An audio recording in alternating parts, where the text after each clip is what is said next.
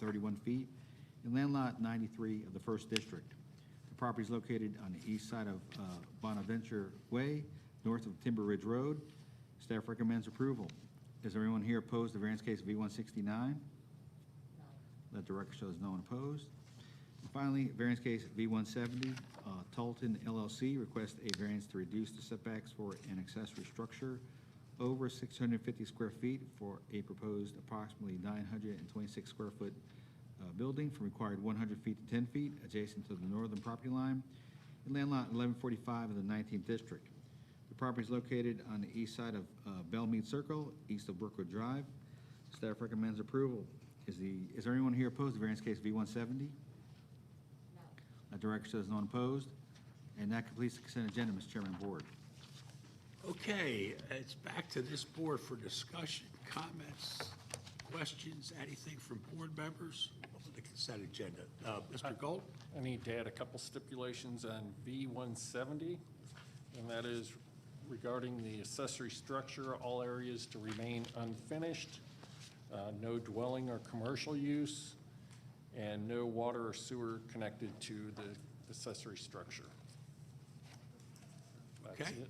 got that, Madam Secretary. All right, anything else from board members, fellow board members? Fred? Thank you, Mr. Chairman. On V159, after consulting with both the homeowners and the applicant is willing to put up for 48 feet running along the existing fence line, inside the fence line, meaning on the side of the fence facing the applicant's structure, a sound blanket, which should be an exterior absorber sound blanket that is waterproof.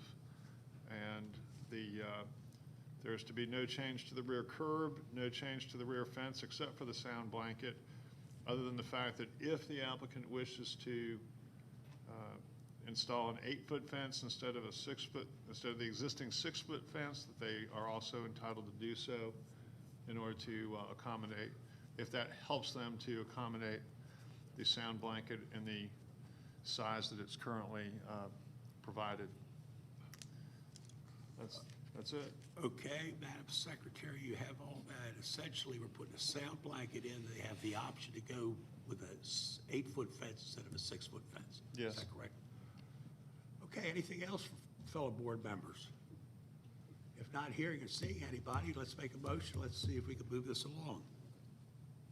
Brian? Motion then that we approve the consent agenda as amended. As amended. I've got a motion, second, Mr. Porter. No other comments? Call for the vote. All in favor signify by raising your hand. There we go. It's a 5-0 vote. So, ladies and gentlemen, those of you that are here and you were on the consent agenda, your business is complete with us for today. Now, we have numerous people sitting in parking lots surrounding this building that we're going to, and they were on the consent agenda. Our obligation now is to close the meeting down. We're going to take about a 5-minute break, and our staff is going to email all those folks, and they can be on their way, and they're finished with us for today. So those of you that are here and you were on the consent agenda, your business is complete, and you're welcome to leave. If you leave, please leave quietly. And again, Cornelius, we'll take an approximate 5-minute break to conduct our business. Okay? There we go. Okay.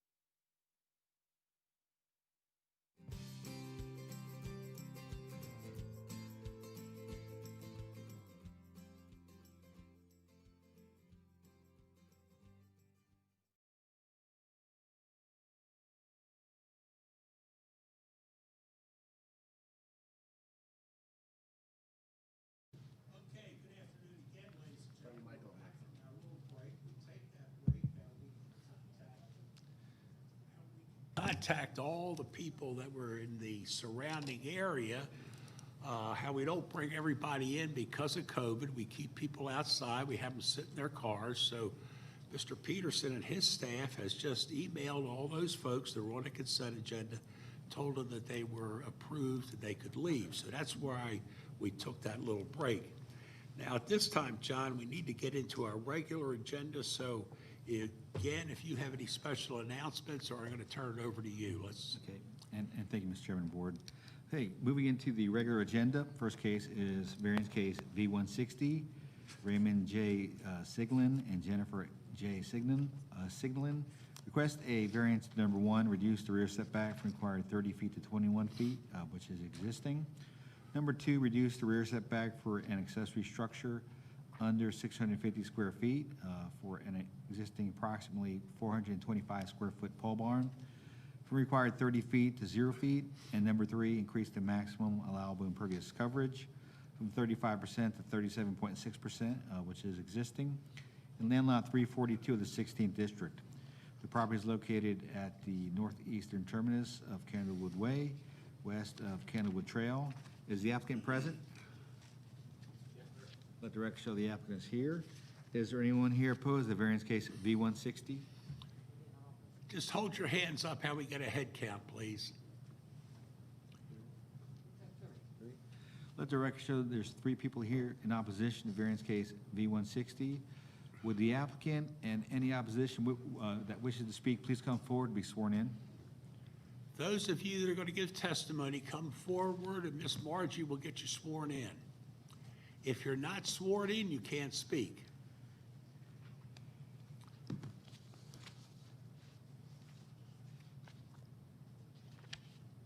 Got to come forward, folks. Anybody that's going to give, come right up there to the young lady. Stand in front of the young lady right here. There we go.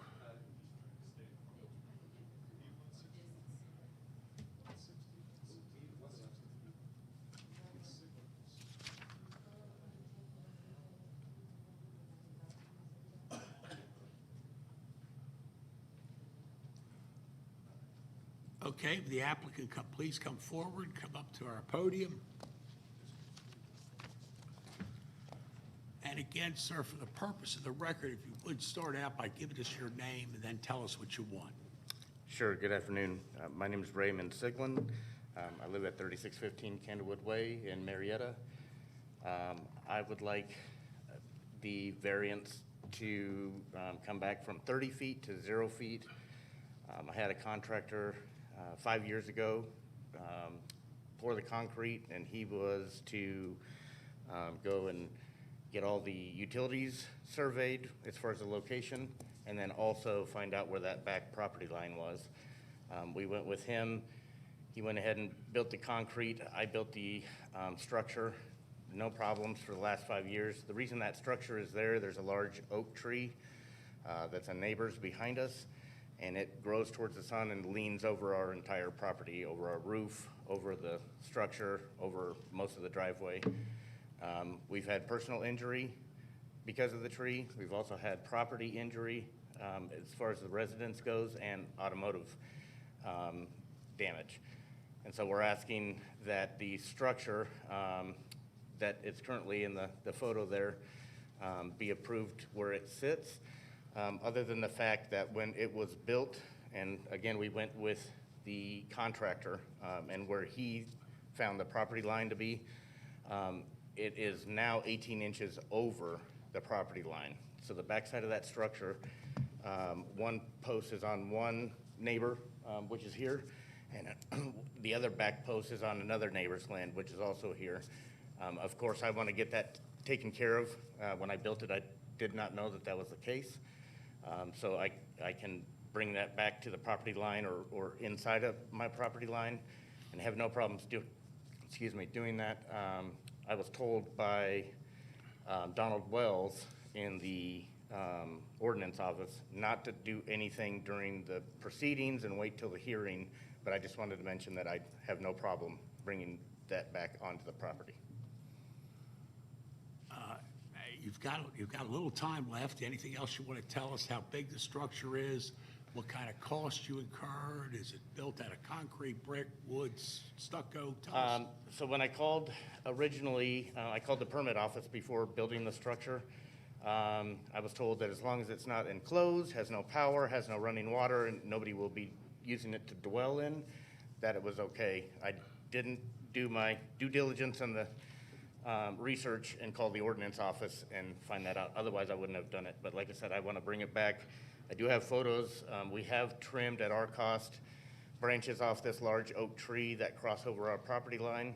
If I were to remove all the branches that cross over our property line, it would just be a stick standing up in the air and that would obviously kill the tree. So, like I said, the original reason that it's there is to protect the camper from further damage. Did you say you have photos? I do have photos of it. If you would turn the photos and give it to this young man next to you, he will put it up on the screen, and then you would explain what we're looking at.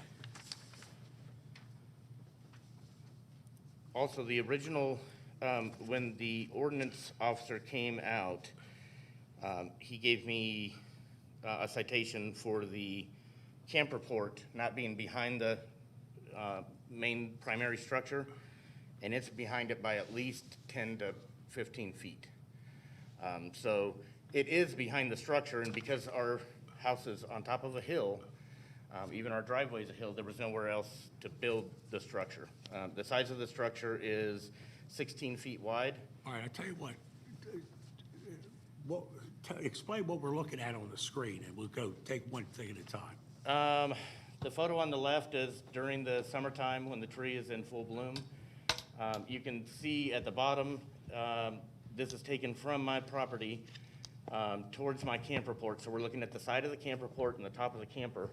You can see how large that tree is. It's caused quite a bit of damage. We've had siding, gutters. My daughter's head was split open by an acorn. I've had to replace 2 windows in my truck, which none of these things that I've asked neighbors to pay for. I did bring it to their attention. On the right-hand side, you can see what it looks like in the wintertime. That's a recent photo. I just paid another $900 to have more branches taken off of the tree, according to Georgia state law. I've also offered to, instead of bringing the structure back, I offered the neighbor to see if I could go through the process of purchasing land from him. He never got back to me. I do have a history of those texts. They're probably not needed, but I've tried to handle everything amicably, and it's a professionally built structure, and I, of course, understand the neighbors being upset. It's on their land, so I would be the same way. And like I said, my objective, regardless of what Cobb County says, is obviously first to remove that property and structure from their land. All right, anything else you want to tell us? I believe that's it at this point in time. Thank you for hearing. Okay, thank you, sir. If you just have a seat, at this time, we'll hear from the You gonna keep the opposition. photos? Okay. All right, at this time, we'll hear from the opposition.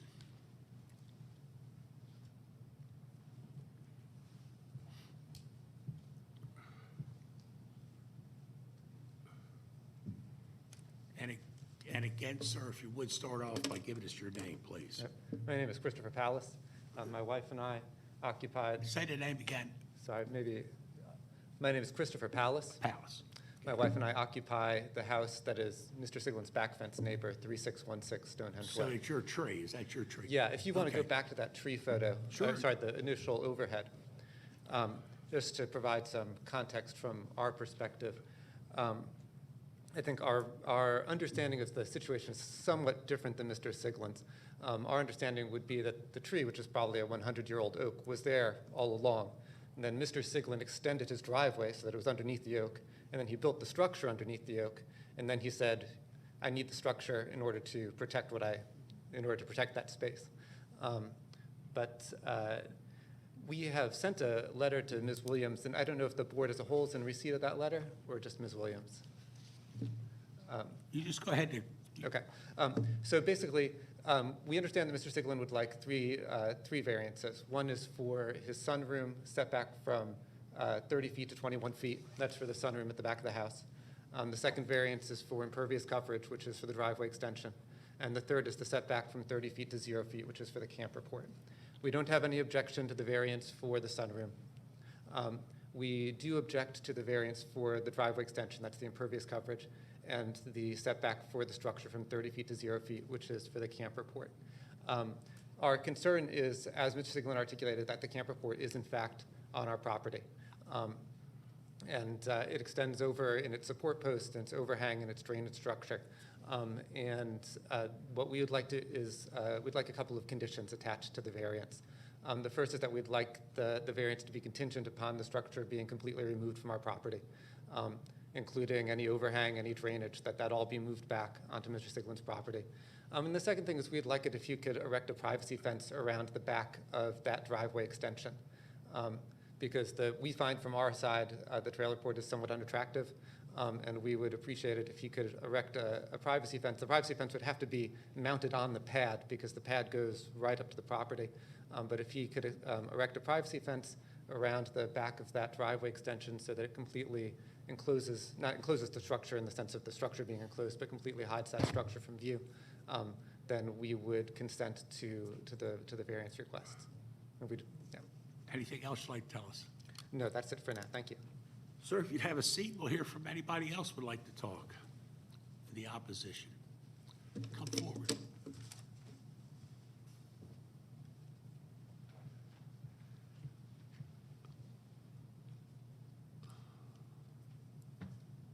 And again, give us your name, please, first. Good afternoon. My name is Kenneth Colson. I share his rear portion of his property and my property abut each other. I virtually have no objection to any variance that he requested with what I would like is the stipulation that anything and everything that's on my property be removed. Now, Mr. Siglin has agreed to that or has mentioned that to me, and I have no reason not to doubt it. However, I would like it in writing if the variances are requested, just to mitigate any future problems. And that's basically all I have. Okay, Mr. Colson, nothing else you'd like to say? No, sir. All right, thank you. Have a Thank seat. you. Anybody else wish to speak in opposition to case V160? Please come forward.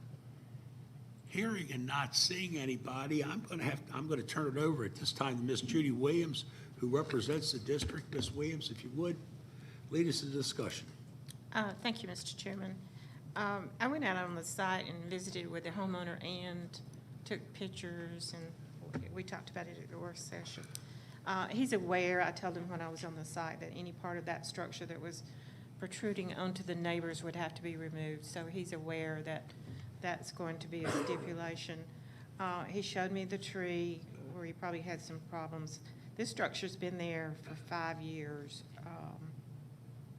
He also had the concrete poured, which made his impervious surface go over a little bit. But I'd like to get Carl from Stormwater Management to come up and explain how we can handle any water runoff from this structure.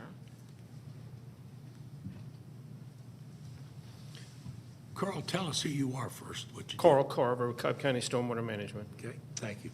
And Carl, could you just briefly explain what could happen so that the neighbors didn't have any runoff from the roof line? Yeah, I think without knowing which way the roof of the camper shed is sloping, the runoff is over the 35%. The impervious coverage is over the 35%. This could be handled by either installing a gutter or something and tying it into a dry flow well so that it infiltrates the runoff from the impervious surface.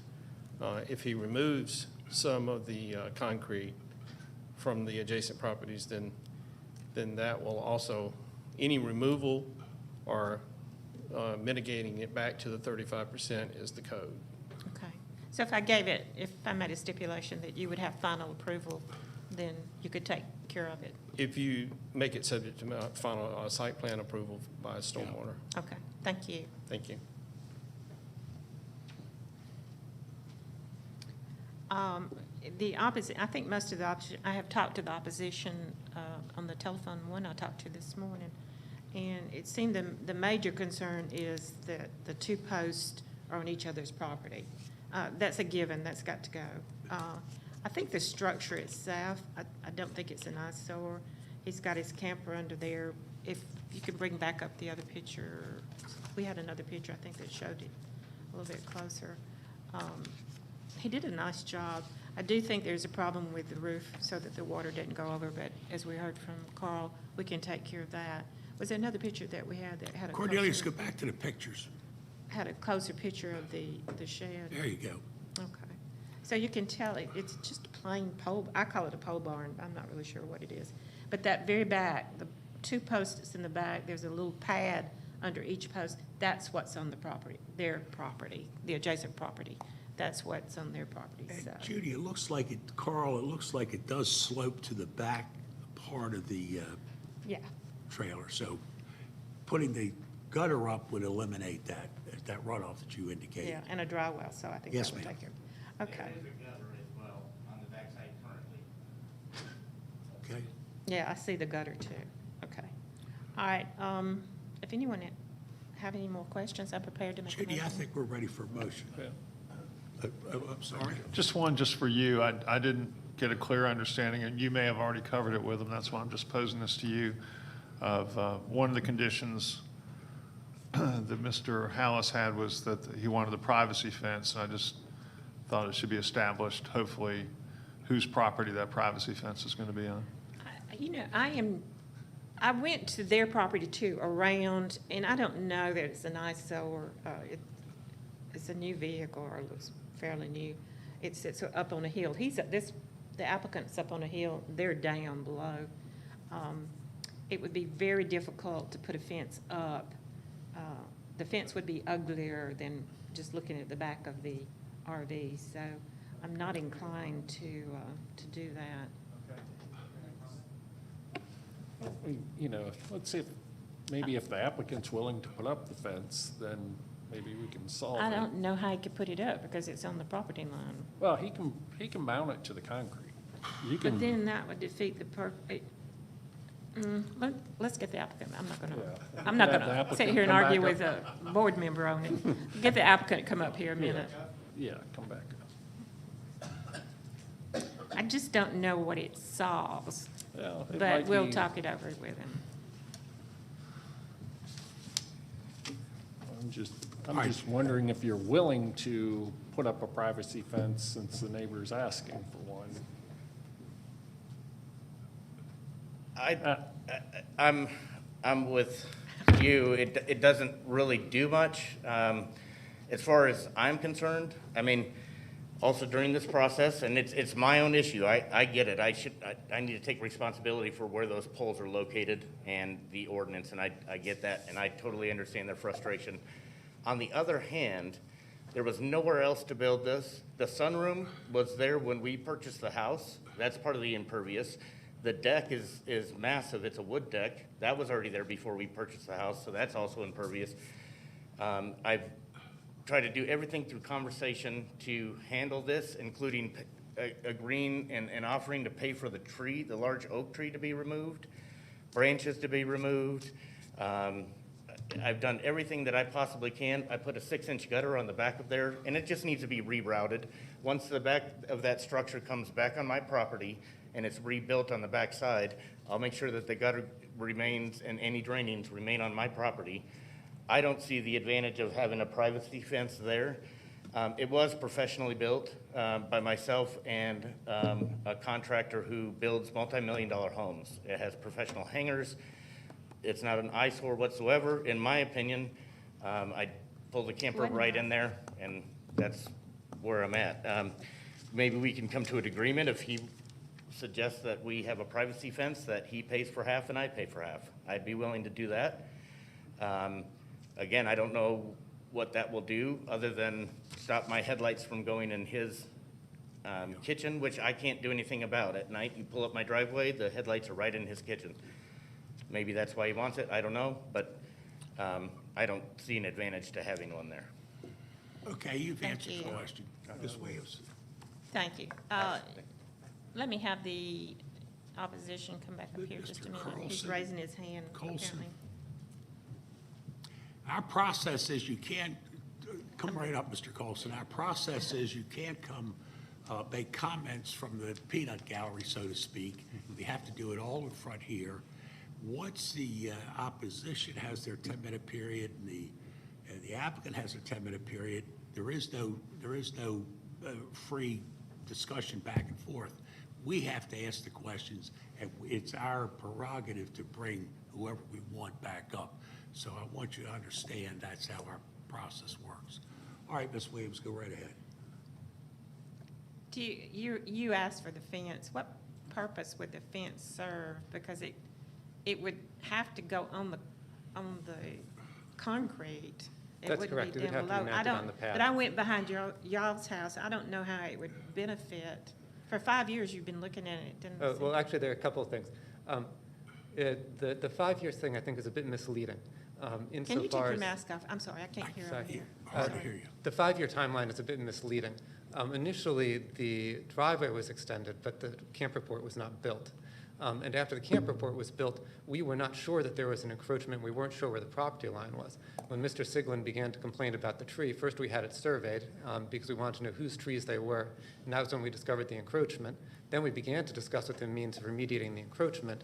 And then over a year ago, that's when we contacted county zoning because we wanted to know whether or not the structure was actually permitted for where it was. So there's a timeline here. It's not like we've been content with it for 5 years. We've been No, I unhappy for 5 understand years. that. I understand that. But we've been trying to work it out and been unsuccessful. And Mr. Siglin is correct that we have discussed it with him a number of times, and we have given him permission to take down the tree that he objects to. He's not chosen to do that. But we've discussed it a number of times. In terms of why we want the privacy fence, there are really two reasons. One is the headlight issue that he mentioned. There used to be brush and other trees between his property and our property, and once those things were all removed, we live in a split level, and he's on the hill, we're down here. So when he pulls up his driveway, his lights do shine into our bedrooms and to our kitchen. So that's one of the issues. And the other issue is that when he parks under the trailer port, he doesn't actually park under the trailer port, he parks past the trailer port. And we have kids. We have kids that are 3 and 5, and the last thing I want is for them to be accused of having damaged his trailer when it's parked over onto our property and they're, playing hiking up around the property line. And if there's a fence, then he can't park over onto our property. So it's really just sort of about avoiding future conflict. But he would, I guess my position was, when I was looking at it, the lights, he could have poured the concrete without any permits. There's no setback for just concrete. Right, but he would have been in violation for the impervious coverage, but for extending it. He could have been, but he might not have been. But I'm saying that he could have poured it, he could have parked his, and you still had headlights, and we wouldn't be up here having this discussion, and you wouldn't have a privacy fence. So, because he added a carport doesn't mean that problem would go away. I understand. I mean, I don't get that he's been living, how long have you been in your house? We've been there for 9, going on 10 years now? 10 years, and he's been there, I don't know. whatever, how many? 15? 14 years. So the headlight has been a major problem for you? Since the brush was removed, yes. Since tree, the yeah, I trees think and everything along the Okay. property line were removed, All right. yes. Yes, it has been an issue for us. Okay, thank you. Thank you, sir. All right, thank you. I think we're just ready for a motion. Any other comments? I have one more thing to add. No, sir, you can't do it. That's not the process. The process, we have to ask you. You can have a seat. Thank you. Thank you so much. Galt, do you have any other comments? Yeah, I'll just make a comment that I think adding the fence is reasonable, given that he's getting a setback variance and an impervious coverage variance. I think it's a reasonable mitigation to that rear neighbor to me.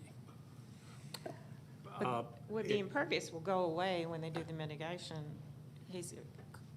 What we're doing, Are you get it talking- down. If the fence could go on the property, I wouldn't be having this discussion.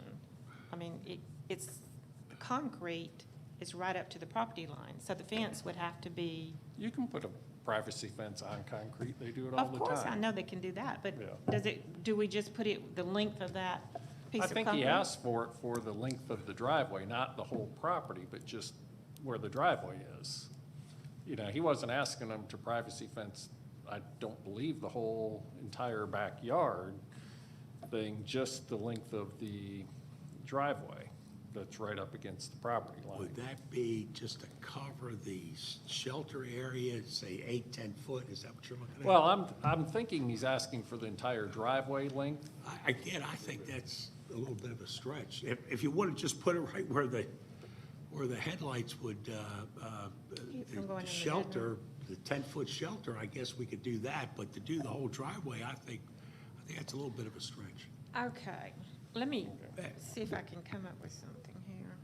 All right, Okay, Judy. If we put the fence right behind the Sir, you no, cannot no. talk out loud. You can't let that go unless we ask you a question. all right, I'm gonna propose a motion here, let's see if I can get it right.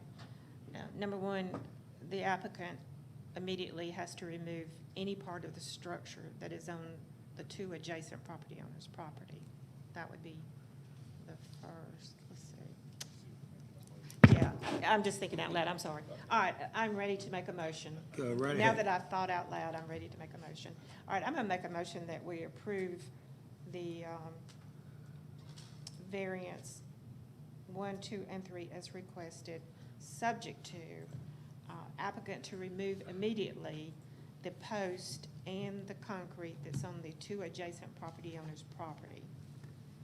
That the applicant install a fence, because he's gonna have to remove 2 posts. If the applicant to install a fence, a 6-foot wooden fence, privacy fence, the length of the shed, or the pole barn. The applicant to work with Carl from Stormwater Management, and he would have the final say-so about the water runoff. And I think that takes care of, subject to the stormwater comments, and that stormwater would have the final approval after, Judy, we need a timeline. Now, it's the Christmas season, 30, 60 days, I could give him 30 days. 30 days. Yeah, Okay. yeah, I would. Give him 30 days to remove the structure from the Okay. 2 adjacent property owners, and that it would be subject to development inspection, site plan review, and stormwater management comments. Good, I've got a motion. Do I have a second? Second. Any other comments? Call for the vote. All in favor signify by raising your hands. We got a 5-0 vote. Okay, we approve V60 with a 5-0 vote. Thank you, ladies and gentlemen. Let's go to our next one. Yes, sir. John 168, I believe. V168, Beacon Building Supply, request a variance to increase the maximum allowable wall signage from 49 square feet to 350 square feet in land lots 833 and 834 of the 17th district.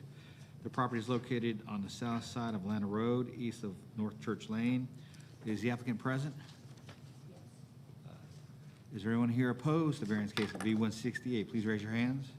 If you're in opposition, raise your hand high, how we can get a head count. Mr. Chairman, Board, there's 2 people here opposed to variance case V168. 2 in opposition. Yep. Would the applicant and any opposition please come forward to be sworn in?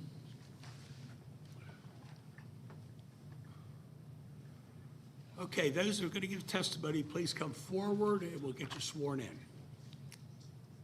Okay?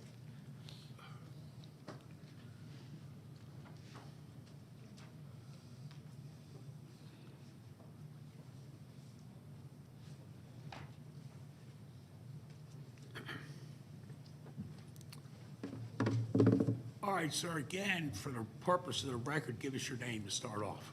My name is Danny Langford. I'm with Henry Incorporated. We're the sign company that will be permitting and installing these signs. Okay, go right ahead. Beacon Building Products is requesting a variance from the current code of the limits wall signage to a total of 49 square foot. Guess it was changed about a year ago. Under the previous code, the 2 signs they're requesting, which are 120 square foot each, would be well below what they would normally be allowed. The new signage, the existing signage does not look very good, and the new signage would look a lot better. And I understand that there's been opposition based upon potential ghosting of the existing sign or still being able to see the image once those letters are taken off the wall due to fading of the background. And I've spoken with Beacon through an intermediary, and they have said that they would repaint that blue background area prior to installation of the signs, if necessary, if you would like to add that as a condition. And that's pretty much all there is. You have a picture of the new sign? Can you tell us what it's made of? Give us a little more Oh. information. Yeah, sorry. Got a 10-minute period to tell us all Yeah, you want. I thought y'all would have There is no rebuttal. images of that. And we have a lot of stuff, but again, we've got thousands and hundreds of thousands of people Yeah. sitting at home watching us every day. Yeah, these are, We want to they're- make sure they're all brought up to speed. yeah, would you like to have copies of these? If you Okay. just give it to that gentleman next door. I don't need to see Okay, that. I have a few copies. See that? Here's a couple of those. That's pretty much all of it. These signs are non-illuminated. They're just aluminum signs. Aluminum pan signs, probably a couple inches thick, but there's no illumination in them. No illumination, no. No lights No inside, candle no lights power at inside all. the sign to shine out. Okay, so explain what we're looking at. Oh, okay, there we go. They were like, these signs are 6 foot by 20 foot. They were like one on the front wall, replacing that the red lettering, which would come off, obviously. And then one on that side wall where the white panel sign is. And they would leave it's my understanding that the product description on the white area would remain. Anything else? That's it? Are they made out of plastic, concrete? What are they made out of? What, the signs? Yeah, They're aluminum. aluminum. Yes, I Okay. thought I mentioned that. No sorry. illumination, no candle. No power. illumination, they're just aluminum. Anything else you want to tell us? No, Okay, thank you, sir. Have a seat. thank you. At this time, we will hear from the opposition.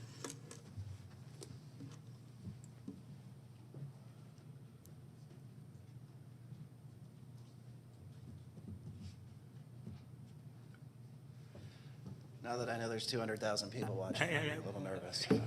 Start off with your name, then you can continue with the jokes. Peter Wasserman. My name is Peter Wasserman. Wasserman. I'm a resident of District 2, and I office directly next door to this subject building. Just want to reinforce the letter that we sent. We're not opposed to the applicant itself, just, these codes exist in our view for a reason. Seems like a sizable variance. This part of the district, it's unincorporated Cobb. We butt up to Smyrna and the city of Atlanta.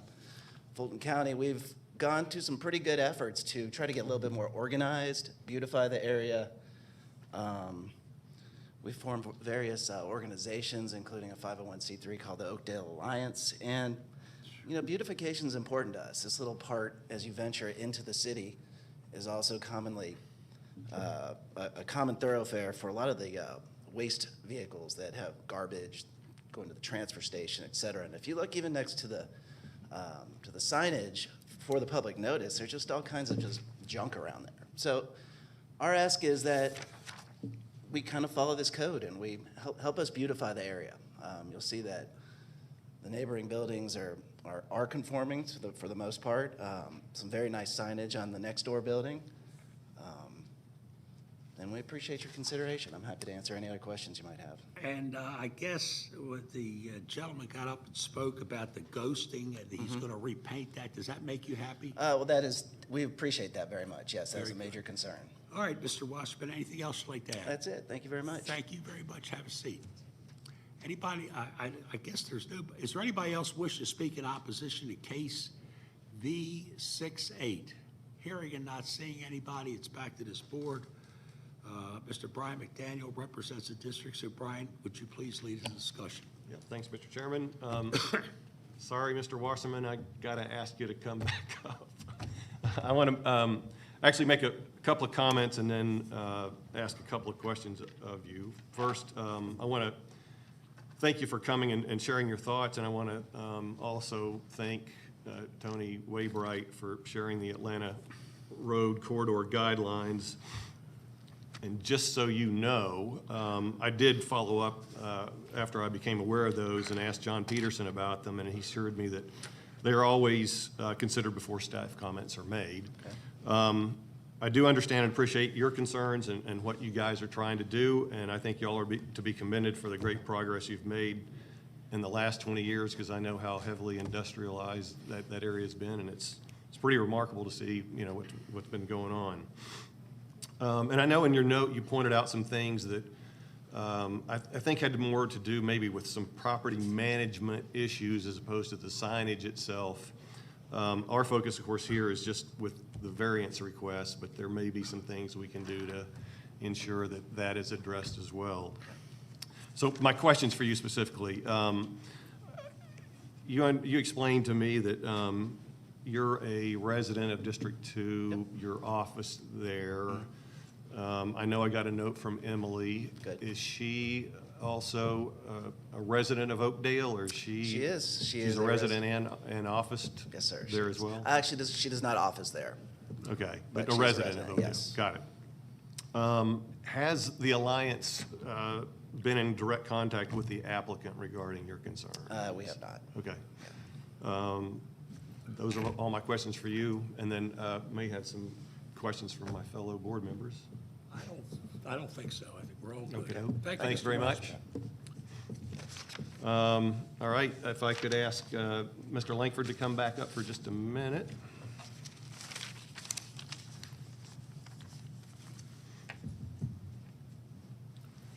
Thank you, Danny. How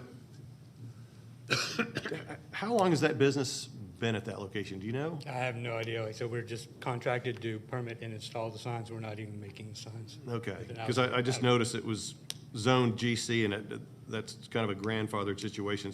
I would think it's been there a good while. Do you know how long the current signage has been there? No, it looks like it's been there for quite a while, but I cannot say. Okay. And in terms of this matter of the potential ghosting of the current signage, will, you know, a painting of that blue area, will that do the trick? Yeah, Is because- there, patching and painting, is that Yeah, yeah. basically going to Yeah, address yeah. those concerns? Because Yeah, I can it's- certainly understand Yeah, those because, concerns. you know, the ghosting would occur because of fading of the background, but where the letters existing, they're individual letters attached to the wall.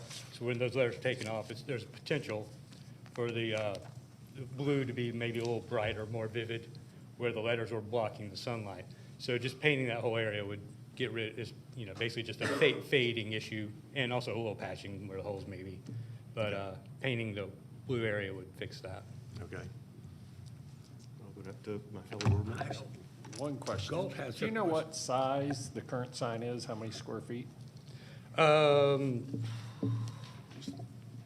That may put some perspective to it, because I'm sure it's a lot I bigger. don't have that off the top of my head, I'm sorry. The new signs are much smaller, or the front wall especially is much smaller. The sidewall sign will probably be larger than the existing sign a little bit. But like I mentioned, before the 49 square foot total wall sign limit was put in due to the billboard issue, these signs would be well below what would have been allowed under the previous code of 2 square foot per linear foot of wall. Okay, I just wondered how it compared to what's up there, you know, whether overall we're going to have more sign or less sign. I do know it was within the code when it was first constructed. It looks like John has the answer to that. I actually have the sign permit right here from the current business for Allied, and that signage was installed in 2011.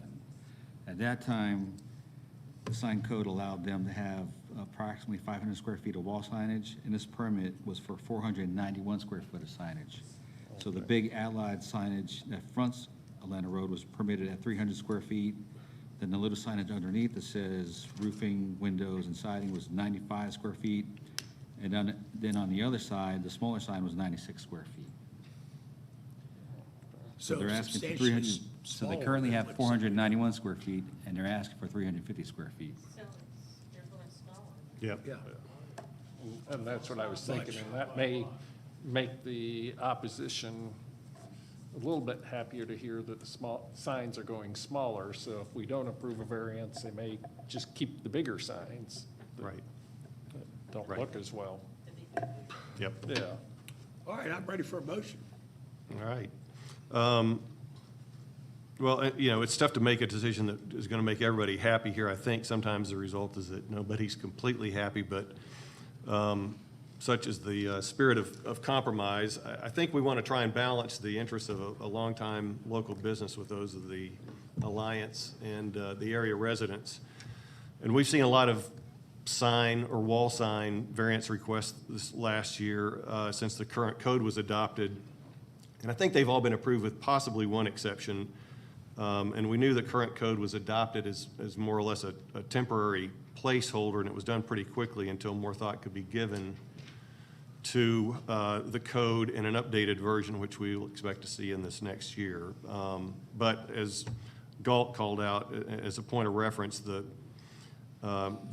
sign that's up now met the sign code when it was put up in 2011 under the old code, which expired, I guess, around September of last year. The maximum allowable wall sign area would have been 318 square feet in front and 192 on the side, or about 500 in total. Of course, the old code did give consideration to the size of the building. Now, the applicant's requesting a new 120 square foot sign on the front and on the side, so it's less than what the old code would allow, and a reduction from the current comparable signage area, and I think everybody would agree it looks better. And again, as Galt pointed out, an option would be to leave it alone, but I know that wouldn't satisfy anybody. So hopefully what we're doing here today is going to be seen as progress, if only a small step in that direction. But with all that said, Mr. Chairman, I'm making a motion to approve the variance request in case V168, subject to staff comments, and that the entire part of the building that the new signs will be constructed upon, that blue background area, will be patched and painted so as to eliminate any potential ghosting from the current signage. And I'd ask that that be completed within 30 days of the sign change. And then additionally, regarding just the property maintenance questions that were raised, I would ask Kathy Pickett and Code Enforcement to assign an officer to visit the property, ensure that everything else is in compliance with code. Got a motion, do I have a second? Galt, second. Any other comments? Not hearing you, Yes. Cole? Just very briefly, just from what we saw, this is not just smaller. It's better. much smaller and much better than what's existing. So based upon that, I'm voting with you. Thank you. Good comment. All right, all those in favor signify by raising your hands high, high, high. Okay, we're going to approve 5-0, Madam Secretary. John, where am I? That concludes that part of our business. Now, we've got two other things to conclude before we leave this particular session. The first thing I have to deal with is the adoption of resolutions for the dates, times for meetings next year. Judy, would you kind of take care of those? Yes. Resolution for next year. I make a motion that we approve the calendar for the year 2021. Okay, all those in favor signify by raising your hand. Oh, I'm sorry, second. Galt will second. Everybody raise your hand now. I've got you 5-0. Judy, continue on with our other 2 minutes. Get rid of those. And then our next is to consider a settlement of litigation, and I would call our county attorney, Brian Johnson, up to Okay? lead that. Good afternoon, Board. This is a request to approve a settlement of litigation in the matter of York Sandy Plains, Atlanta, and Elrose Signs of Atlanta versus Cobb County Board of Zoning Appeals. You might recall this was a variance request from the summer of E91, in which numerous signs were requested. All but one was approved. The settlement to the litigation includes a reduction in 20% of the sign that was requested, so a 20% reduction to be approved. No illumination, internal and external, and it would run with the building so that the settlement would go to any assigns of the leasehold. So I request at this time we approve this settlement to litigation, and thank you for considering this matter. Okay. Before I take the process, is there anybody here in opposition to this litigation? I have one person. Okay, madam, you want to come forward, we'll get you sworn in, we'll just hear your opposition before we continue on.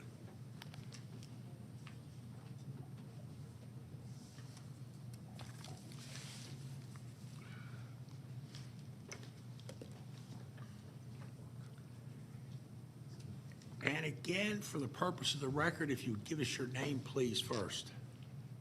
It's an interview for, and it's timed out. No sound. Good afternoon. I am Janae Morissette. Say it again, last name? Sure, Morissette. Sett, S-E-T-T? Yeah, Okay. Morrissett. Okay, thank you. All right. And I am here to defend the suburban character of my parcel and fight for peaceful enjoyment of residential land situated in Cutter's Gap subdivision on Hunter's Lodge Road. And at this point, I'm going to wait for my presentation to start. How long is this presentation, ma'am? I think I got about 2 minutes? between 3 and 4 minutes. Okay, we'll see. Okay. It's just illustrations as I speak.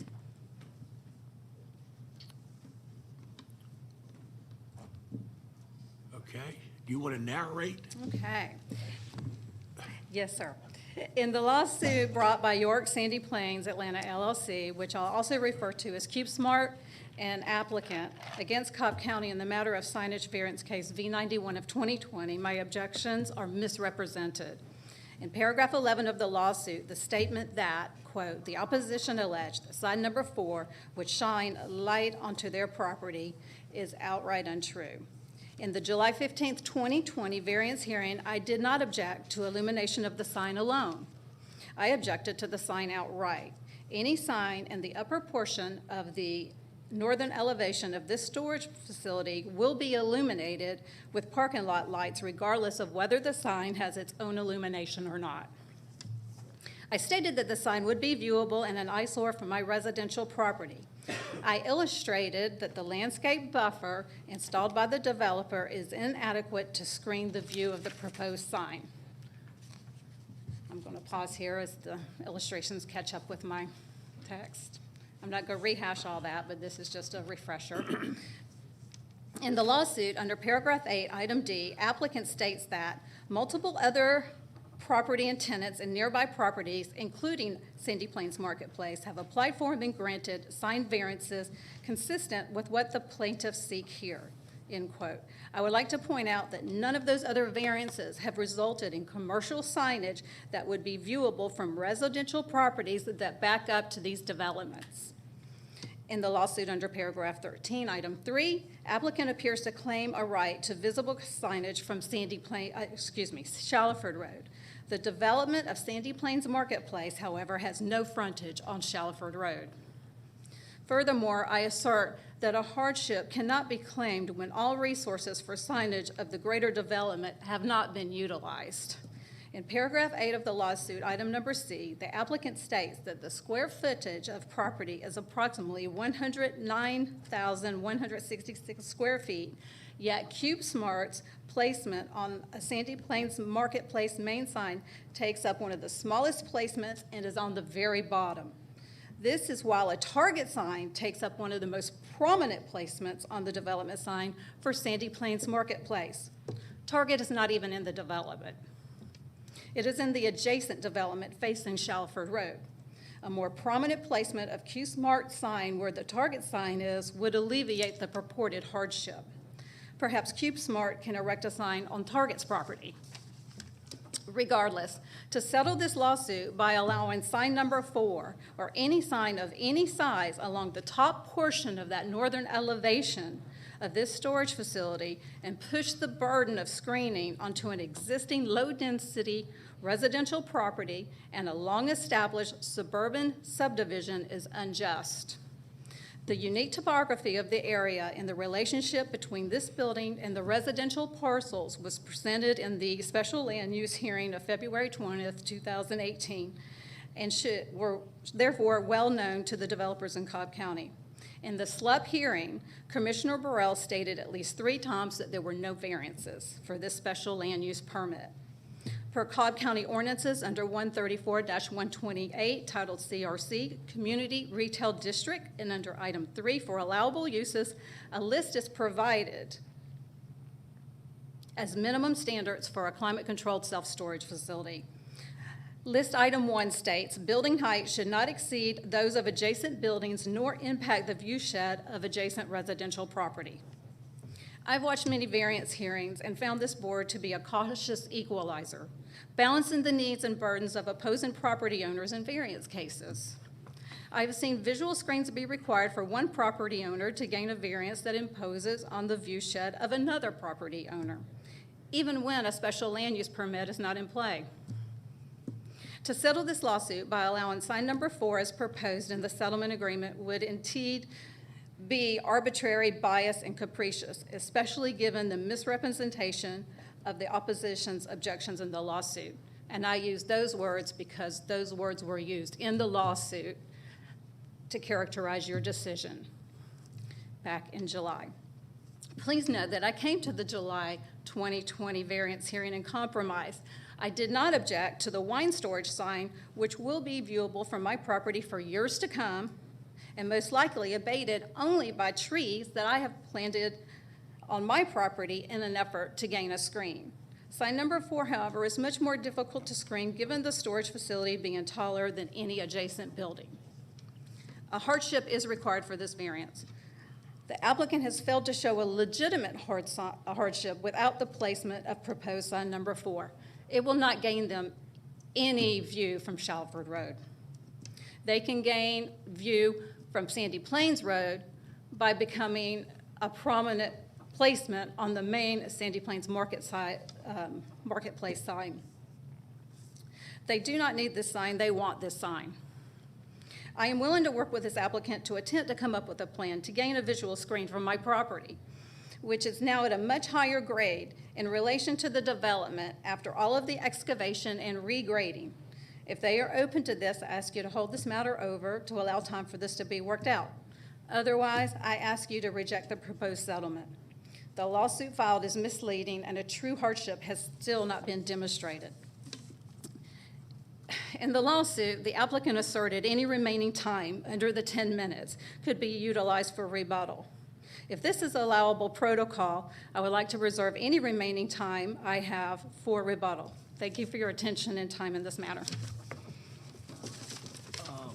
I'd like to remind you that under our ordinance or under our rules and regulations, there is no rebuttal.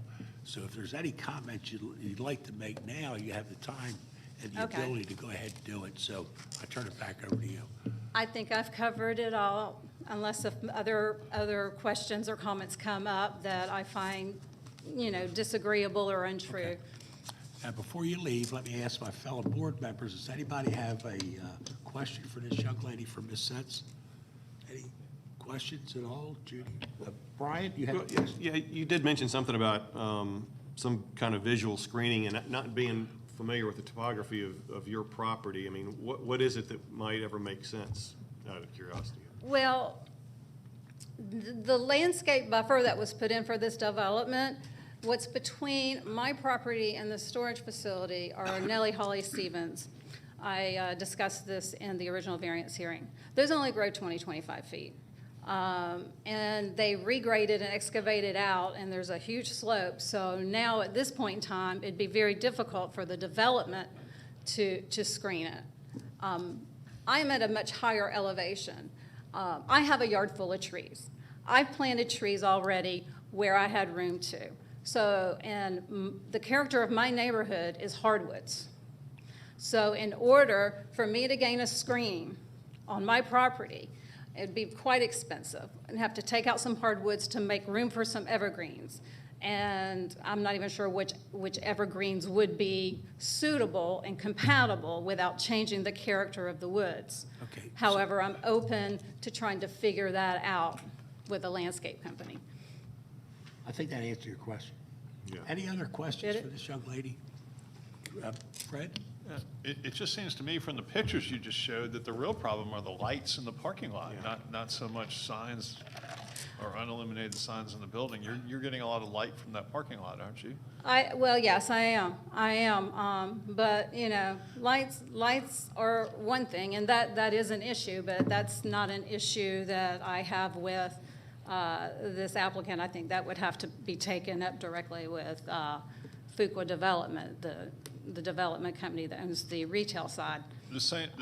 But to be in my yard and constantly have to view, not be able to get away from a commercial sign in an established suburban residential neighborhood. It just seems unjust. All right. But you've got, from the photographs, we were looking from your side of the fence towards a fence, right? Yes, And then from one of the windows in my home. And then you're looking at what kind of fences that you're looking at? What kind of fences? What kind right of there? fence do they have? Yeah. It was in the picture, even though it was at night. It is a black chain link fence. Okay, with some sort of a barrier or landscaping barrier or a piece of vinyl On the against it? developer side, that's where they planted Nellie Stevens hollies that only grow to be 20, 25 feet. But I don't see anything here that would prevent you from putting Nelliars on that side of the fence at all. Well, there is a 35 undisturbed buffer from the residential property line. Then there's a fence. And then on the other side of the fence, there's to be a double row of evergreen for buffering. But let me just ask about your side of the fence. Is there anything stopping you or anyone else from putting in a row of Nelliars right there on your side of the fence right there? Just cost prohibitive, because hardwood trees would have to be taken out to make room for the evergreens. But this picture I'm looking at, I don't see any hardwood trees between the place the photograph was taken and the fence. Well, yeah, you can't, it is dark, but you can't see it. Over to the right there is a huge bald cypress, and you can see the trunk over in the left lower. You can see a trunk of a persimmons I have. There's a row of persimmons there. You can see the branches of the trees. Now, I just want to remind everybody, what's before us today is settlement of litigation. So Understood.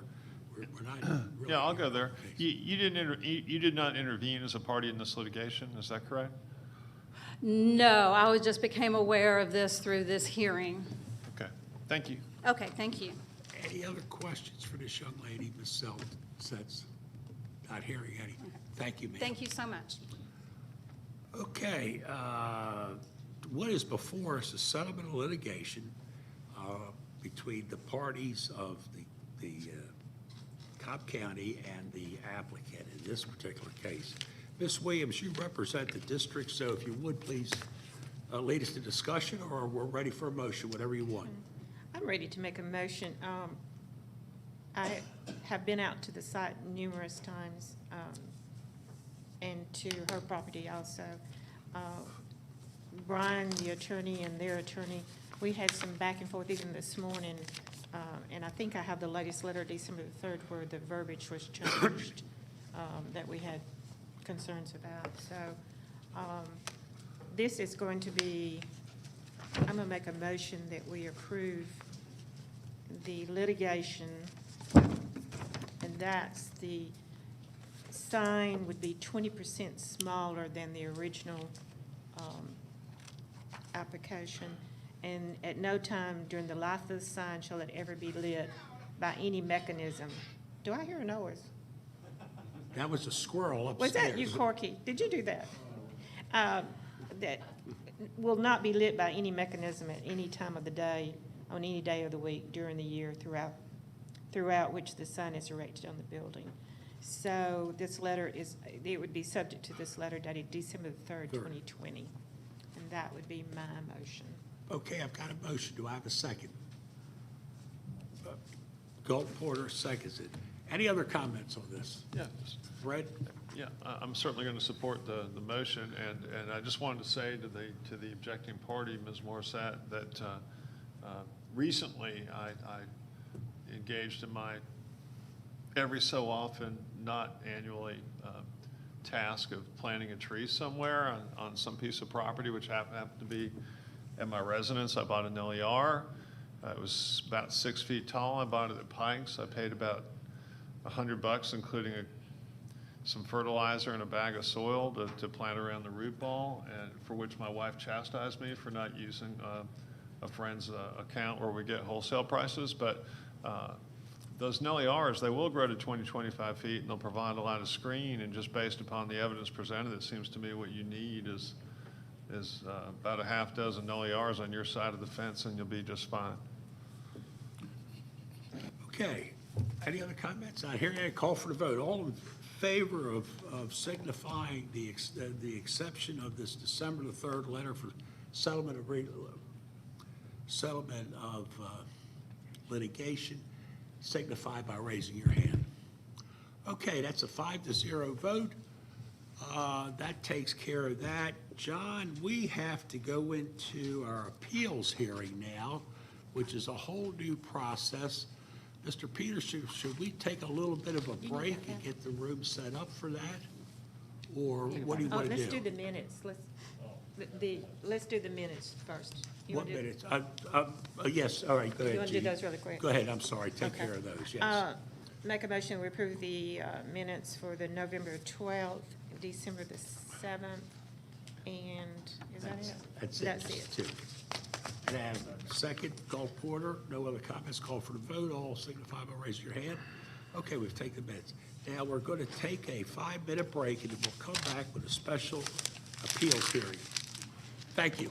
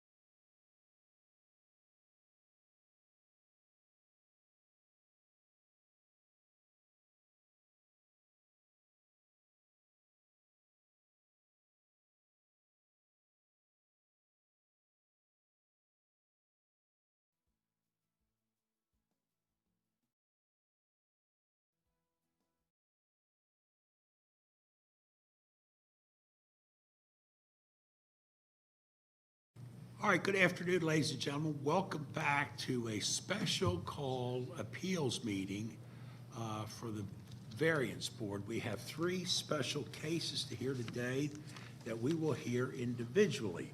For those of you that haven't gone through this before, let me give you a little insight on how we're going to conduct the meeting. The first thing that I'm going to concern myself is Miss Debbie Blair. Miss Debbie Blair is going to be the officer of the day. She will conduct the meeting, and she will conduct it as an independent hearing person.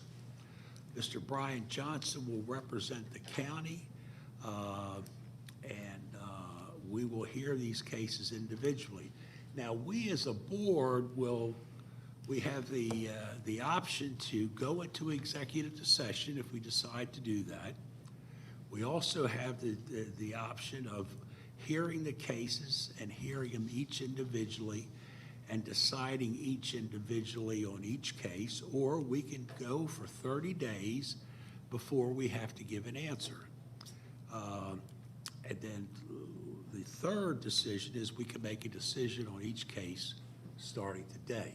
So the process is Ms. Debbie Blair is going to take over, that she's going to interview the applicants and the county people, and then she will turn it back over to us to give us as a board an opportunity to ask those questions. So Ms. Blair, at this time, I turn it over to you. Good afternoon. The hearing today, as you stated, there's 3 hearings, 3 matters that will be heard. They are appeals of notice of violations under Section 83-12. The way that the hearing will proceed, each case will be called. The folks will have an opportunity to make an opening statement if they desire, and then they will have, after a 3-minute opening statement, if elected, then they will have 20 minutes in which to present their case, and which includes any cross-examination of any witnesses that they elect to bring up. The parties will then have an opportunity to make a closing statement if they desire, and then the board will have time to discuss as desired. Any witnesses that are called, you will also have an opportunity to interview those witnesses as your normal hearings. And then, as Chairman Homan stated, you can make your decision either from the dais after executive, or elect to hear it or make a decision at your next hearing, or the 30-day next meeting. 30 days. Any questions on the procedures?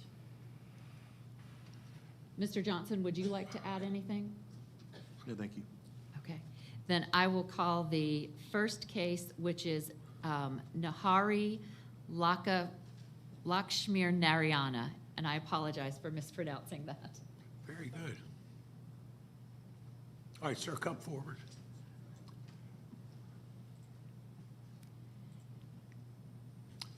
If you would. I guess to start off, give us your name, and then you can tell us exactly what you want to do. Sure. And actually, let me swear him in. Yeah. Would you raise your right hand, please? Do you swear to tell the truth, the whole truth, and nothing but the truth, so help you God? I do. Thank you. So my first name is Narahari and my last name is Lakshmi Narayana. And I live at 1732 Emerson Court. That's my property address. The code has been that there's some unneeded vegetation that's growing next to me in my property, close to the easement area.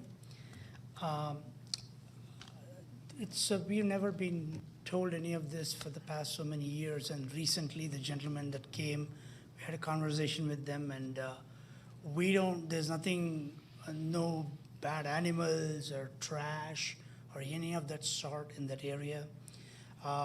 Once in a while I used to do some gardening there, but then due to my back I stopped doing that.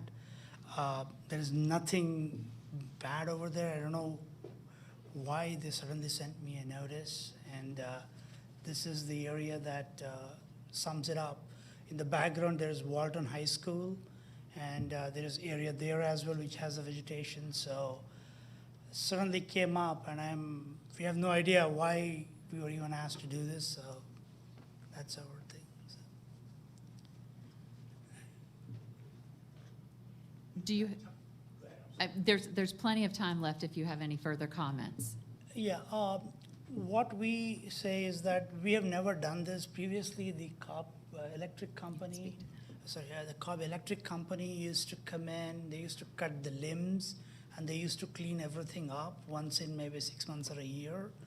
And that's how they used to manage that. Now they only cut the limbs, and they don't even carry out the limbs anymore. They leave it there, they prune the trees, but then the brushes and everything is now, they're saying it's our responsibility to clean it up. And frankly, there are a lot of questions from my side as to, it's 12 inches, what is the frequency of the inspection? What if we miss by the date they come for the inspection? Will we be given a second chance to clean it up? I mean, these kind of questions are out there for me. I'm not necessarily disagreeing with it. At the same time, I'm saying that the county used to do it, but then now they're saying they don't want to do it. And it's now our responsibility. It's a sudden thing. I've been living there for 15 years, and this is the first time this has happened in the past 3 months. This all happened 2 months. So I request that the county continue to work with the electric company to keep that area maintained. Anyway, they're doing the limbs, and they'll continue to do the pruning of the limbs. They might as well do the cleaning of the brushes as well. That's my request. That's from my side. BZA, do you have any questions of the property owner? Back to this board for discussion, and I believe Bryant represents this district. So Bryant, would you start the discussion, please? Yeah, thank you. I do have one question. I understand exactly what all you were saying, but obviously the code changed a few years ago. But since you're the property owner, why would you not try to maintain all that property there? It's not a very commonly used area, sir. It's been out there like that. When you purchased the house also, it was like that. Nobody told, in fact, we didn't even know until the gentleman came and said there is property out there for us. Okay, we have a fence, which doesn't show in the picture, unfortunately. We keep everything up to date within the fence area. This is outside the fence area. And as you can see, there is a dish. Around that dish, I used to do some cleaning, some gardening. But then now when the gentleman came for the survey, and I had a detailed conversation with him, that's when I came to know that somebody has complained that there is a brush, but frankly, there is no exotic animals, wild animals, snakes, any of that sort. It's not there, because I know my kids and me, we go there and we do the garden. We used to do the gardening. So it's not that I don't want to maintain the property. We didn't even know this, and all these days, the county and the electric company used to take care of it, and now suddenly that responsibility is being shifted onto us. And I feel that, that shouldn't be the case. That's all I'm making that case. Yeah, I get that you feel that way, but obviously, this code affects everybody that has an easement like this, and everybody's required to try and maintain that property. So what we're dealing with today are some exceptions, and I can't understand why you wouldn't want to try and maintain that, but that was my only question, really. There's actually one point I would like to make. Yeah. See, the thing is, taking care of the property is one issue, which is, I understand your question. Why are you not attending to it? Fair enough. But the problem is that the challenge is around the frequency of this maintenance, right? I mean, should I be maintaining one? If you say, okay, once in 3 months, we'll come for an inspection and keep it, okay, fine, I understand that. But if you guys are coming in, if somebody comes in every week, then this area is pretty huge, okay? And then that becomes a challenge. And that's what I'm trying to understand here. What is the frequency of cleaning up? When will they come for an inspection? What if the day they come for an inspection, the growth is about 12 inches? Will I get a notice, or will I immediately be penalized? These are the kind of outstanding questions. And then another point we want to make is, can the county take the responsibility of doing it and saying, okay, we'll send you a bill every 6 months or whatever it is, and then you pay this bill or you divide this bill with your neighbors or whatever it is. I might consider that, right? But because frankly, this area is pretty huge, and doing that every week it's a pain. So those are the kind of questions. So Kathy, would you mind maybe coming up and commenting on, or trying to respond to the question about how often and? May I, Okay, yeah, sorry. before we bring staff up, if the property owner is finished with his case, he has 14 minutes for rebuttal. Cobb County needs to Okay, sorry. needs to present their case. Yep. So you want to stop our questionings now? If you all have additional questions of the property owner, you can ask those at this point in time, yes? Okay, Judy, do you have a question? Yeah. I have a question. You own the property. Yes, ma'am. It's no different than the rest of your yard. So when you maintain your yard, and I see that you do cut your grass, why don't you maintain that portion too? Because you own it. Yeah, that's what I'm saying, ma'am. I mean, until the gentleman came and told us that, which is about Right. 6 or 8 weeks ago, we had no clue that that area was, I owned that area and You then didn't know you owned it until somebody told you? Yeah, until the gentleman came and said, you know, that area is there, you know, you need to clean it up. I'm like, it's not that I don't want to do it. See, let's take an example. If my front yard, let's say 8 weeks or 12 weeks, I'm just giving an example, okay? I don't maintain it and then I come and clean it up. Nobody is coming and saying we are penalizing you because you didn't do it for 12 weeks. But now, what they're saying is any day of the week they can just show up, and if the grass is about 12 inches, and I'm like, okay, my God, is it today, is it tomorrow?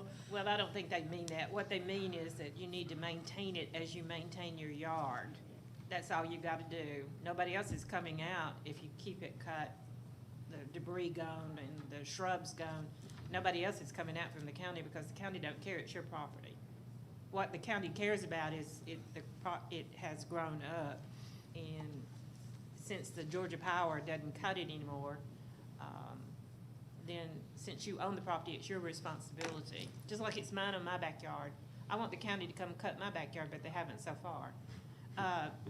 So you'd be, you know, just the same schedule you use for your regular lawn, use the same schedule on the shrubs back there, or the, whatever that is back there, weeds. Okay, I want to make one point on this. I'm not trying to, see, the thing is, it's, isn't this a, because if I ask my lawnmower, the guy who cuts my front lawn, he's not willing to do the work here because obviously for whatever reason. So would Cobb County be able to get somebody help us with cutting and then charging us? No. Okay. But they're working with the tree company, sorry, for the electric company to take care of the limbs, right? I mean, the trees, if they grow too much, they're cutting that, right? I don't know on that. Yeah, that's what they're doing. It was told by the gentleman who visited and inspected that the electric company is still gonna keep taking care of the limbs and pruning those. Of course, I have an objection with them, but that's a different point. So they do that, but now shrub is suddenly, and brushes is suddenly my responsibility. I understand what you're saying. I understand what you're saying, sir. It's my property. You have to take responsibility. I get it. But A, I was not aware, and B, frequency is my main question. I don't have a problem with anything else. Don't tell me I have to do it every week. It has to be in tip-top shape. Then I'm like, okay, this is a problem. No. Yeah, so. We're not the weed police every day of the week, only when it gets as high as yours. Okay. Mr. Porter, I believe, has a question. Yes. I'm just curious, if you're willing to pay the county to do it, why don't you just pay a contractor to do it? Because that's gonna be a lot cheaper than adding all the county charges that they would add. We were actually thinking about, because the county, the electric company, those people used to do a really good job. Well, yeah, the electric company, that's not the county. I mean, it's completely separate, and yes, I know the electric company used to do it, and then maybe you can call them and see if they'll do it for a fee, I don't know, doubtful, but the county didn't used to do it, it was the electric company, which is not a government. So one question, maybe it's a doubt I have. So this switching happened and nobody had to be notified? I don't understand. How did the switch? It's really a company, a private company, the power company made a decision that they weren't gonna cut as frequently as they used to, or they weren't gonna do it anymore. It has nothing to do with Cobb County making a decision. It's just that Cobb County has an ordinance that says you need to keep it cut below 12 inches. Now, fact that the power company used to do that for you, great. They're not doing it for you anymore. Okay, I mean, I understand, at the same time, I have one question. So my only concern is this, right? Today you're saying brushes, fair enough, I mean, that's your choice. Tomorrow, if it happens on the tree, that will put undue burden on me to, saying that you have to maintain your own trees. And that is a challenge that, we have to, is that something you guys are considering? That's between you and the power company. Has nothing to do with the county. Okay. All right, just, who else, any other board members? Sir, let me ask this question. Is there anything else you want to show us? Do you have any other pictures or anything else you want to tell us? As I understand it, let me kind of wrap this up. You've lived there for 15 years. You didn't know that you had to cut that grass until 5-6 months ago. Is that about right? 3 months, no, October, sir. Okay. And you didn't even know you owned the property. Is that correct? We knew that the marker was somewhere, we didn't know exactly where the Okay. property ended and started. But you've been there 15 years. Yes, sir. And I think everybody has explained to you what's happened is the power company is not cutting it anymore. Cobb County's not responsible for it, but code enforcement, our elected officials put this on the books a number of years ago, and we have to, countywide, have to maintain that level of 12 inches or below. So unfortunately, your lack of knowledge doesn't justify not cutting the grass. Correct. And that's Ignorance of the law is not a difference, I understand. Yeah. No other questions? Debbie, I'm going to turn it back over to you, and you go with John. And I would suggest that maybe before you give it back to us, you have Brian do the whole thing and then give it to us. Go with Brian. I just want to bring up one point, if you don't mind, guys. Just one point. In the picture that was there, behind my house is Walton High School. Okay, and my concern or question is Walton High School also going to, because what I was told by the gentleman is that they're trying to get the whole area cleaned up. So is Walton High School going to get a pass, or they also going to be held to the same standards to the cleanup? That's not a question before this board. Okay. So, Mr. Johnson, if you would present your case, and you will have a chance to respond after he presents his case, if you want to make any further comment.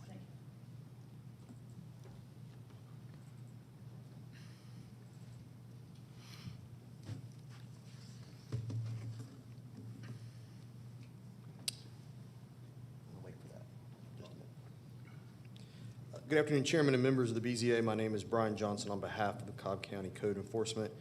We're here today to ask the board to uphold code enforcement decision to issue a notice of violation to Narahara Lakshman Narayana for failing to maintain the property located at 1732 Emerson Court in Marietta in compliance with Section 8312 of the Official Code of Cobb County, Georgia. In this administrative appeal, this board must determine whether an error was committed by code enforcement for the issuance of the notice of violation. The burden is on the property owner to show that the condition of the property does not constitute a public nuisance, meaning that the property is in compliance with the code. The weed control ordinance was adopted by the Cobb County Board of Commissioners under their police power, and this police power is delegated to the counties via the Official Code of Georgia 36-1-20, which provides that each county may adopt ordinances for the purposes of protecting and preserving public health, safety, and welfare of its citizenry. County Code Section 83-12 states it shall be unlawful for the owner of any property that contains an easement for the utility right-of-way to permit weeds to obtain a height exceeding 12 inches on any portion of the property unless exempted as described in this section. This language of the code is clear and unambiguous. Properties in Cobb County must be maintained at a height of 12 inches or less for the grass and the weeds. This is a simple case. The photographs you may see will clearly not in compliance with Section 8312, and therefore, as defined by the Board of Commissioners, constitutes a public nuisance. The property owner is responsible for this entire lot, and the fact that the owner of the parcel did not know or does not have the equipment to mitigate the nature of the violation does not negate the notice of violation. We ask you find the property owner as being improperly maintained properly maintained in violation of the Cobb County Code, that you require the property to be brought into compliance, and that you uphold the decision of code enforcement which issued this notice of violation.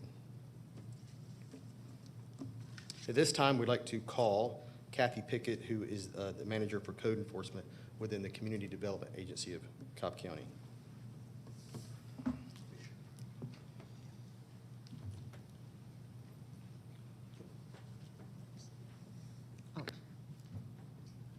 Would you please raise your right hand? Do you promise to tell the truth, the whole truth, and nothing but the truth, so help you God? Thank you. Good afternoon. If you don't mind, I'm going to stay right here during the interrogation, the questioning. Please state your name and position with the county. It's Kathy Pickett, and I'm the Code Enforcement Manager And how long have you worked with the county? since 1996. Have you always worked in the same capacity? No, I have not. I started in business license in 1996 and moved into code enforcement in 2001. And what are your duties as code enforcement manager? I oversee the day-to-day operations, staffing, budget, training, just the managerial responsibilities for enforcement of the ordinances.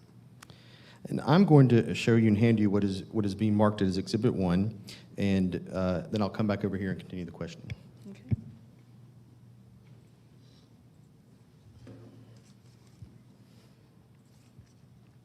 Are you familiar what is being shown to you in this document? I am. It's the weed control ordinance. Okay. And you enforced that ordinance across the county, in unincorporated Cobb County. Yes, sir. Is that correct? At this time, I'd like to tender the weed control ordinance into evidence.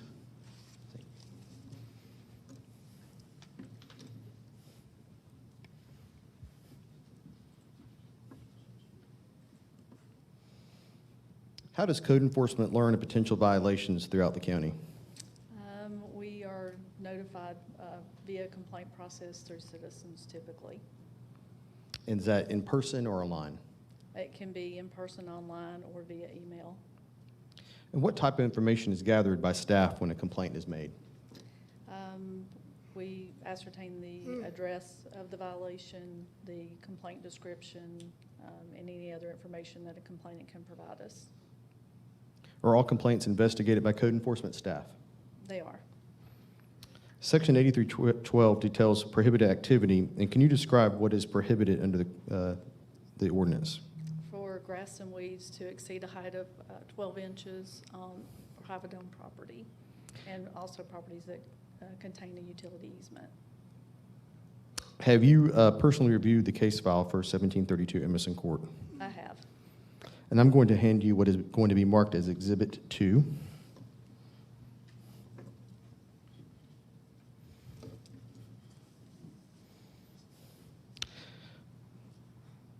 Are you familiar with this document? I am. Can you please describe what it is? It is a notice of violation that was issued by one of our code enforcement officers on October 9th of 2020 for a violation of Code Section 8312. And who prepared this report? I'm sorry? Who prepared this report? Officer Linwood Lloyd. Is this the type of report that is kept in the regular course of business? It is. Is it a regular practice of community development staff to prepare this kind of report? It is. At this time, I'd like to tender the notice violation into evidence.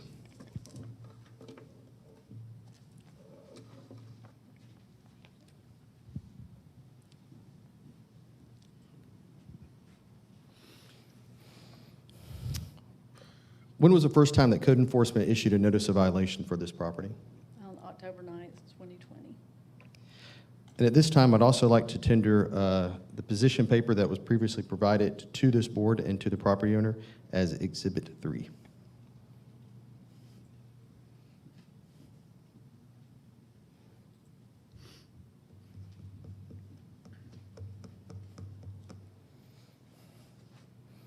That is all, Kathy. Thank you. Okay, thank you. Oh, excuse me.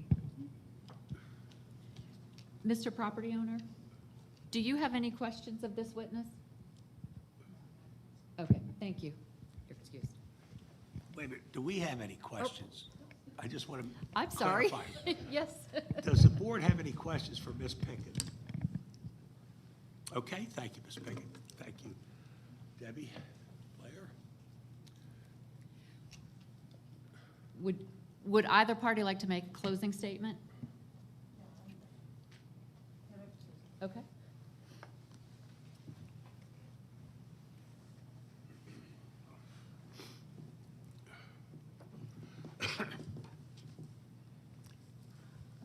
Thank you.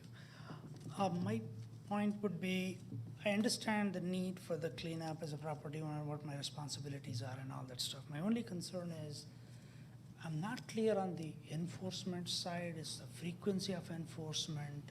How will they, I mean, if I'm in violation, will I get a warning? Is there any other punitive damages that will be happening on me? That is not very clear, so can that be discussed? Is that something that can be discussed in this hearing? I'm not sure. Yes, we can ask Ms. Pickett to go back and discuss that for you. But do you have, Mr. Johnson, do you want to make your opening or closing statement? Yes, thank you.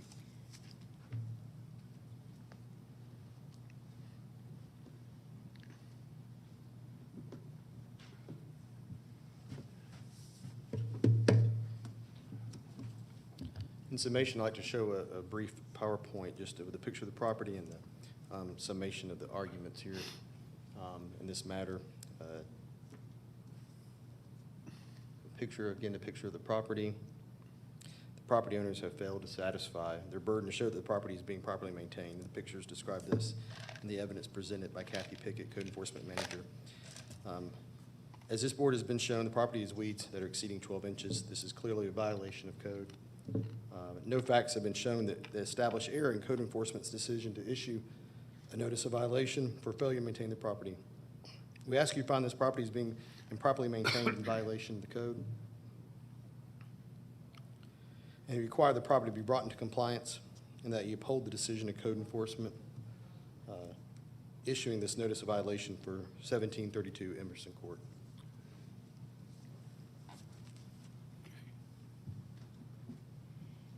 And I would like to call Ms. Pickett back to the stand so she can address the questions that the property owner addressed before it goes back to you all for a decision.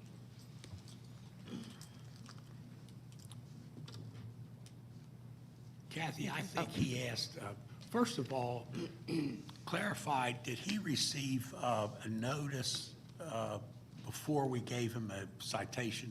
Yeah, he does not actually received a citation. He's only received a notice of violation at this point, and that's essentially a warning.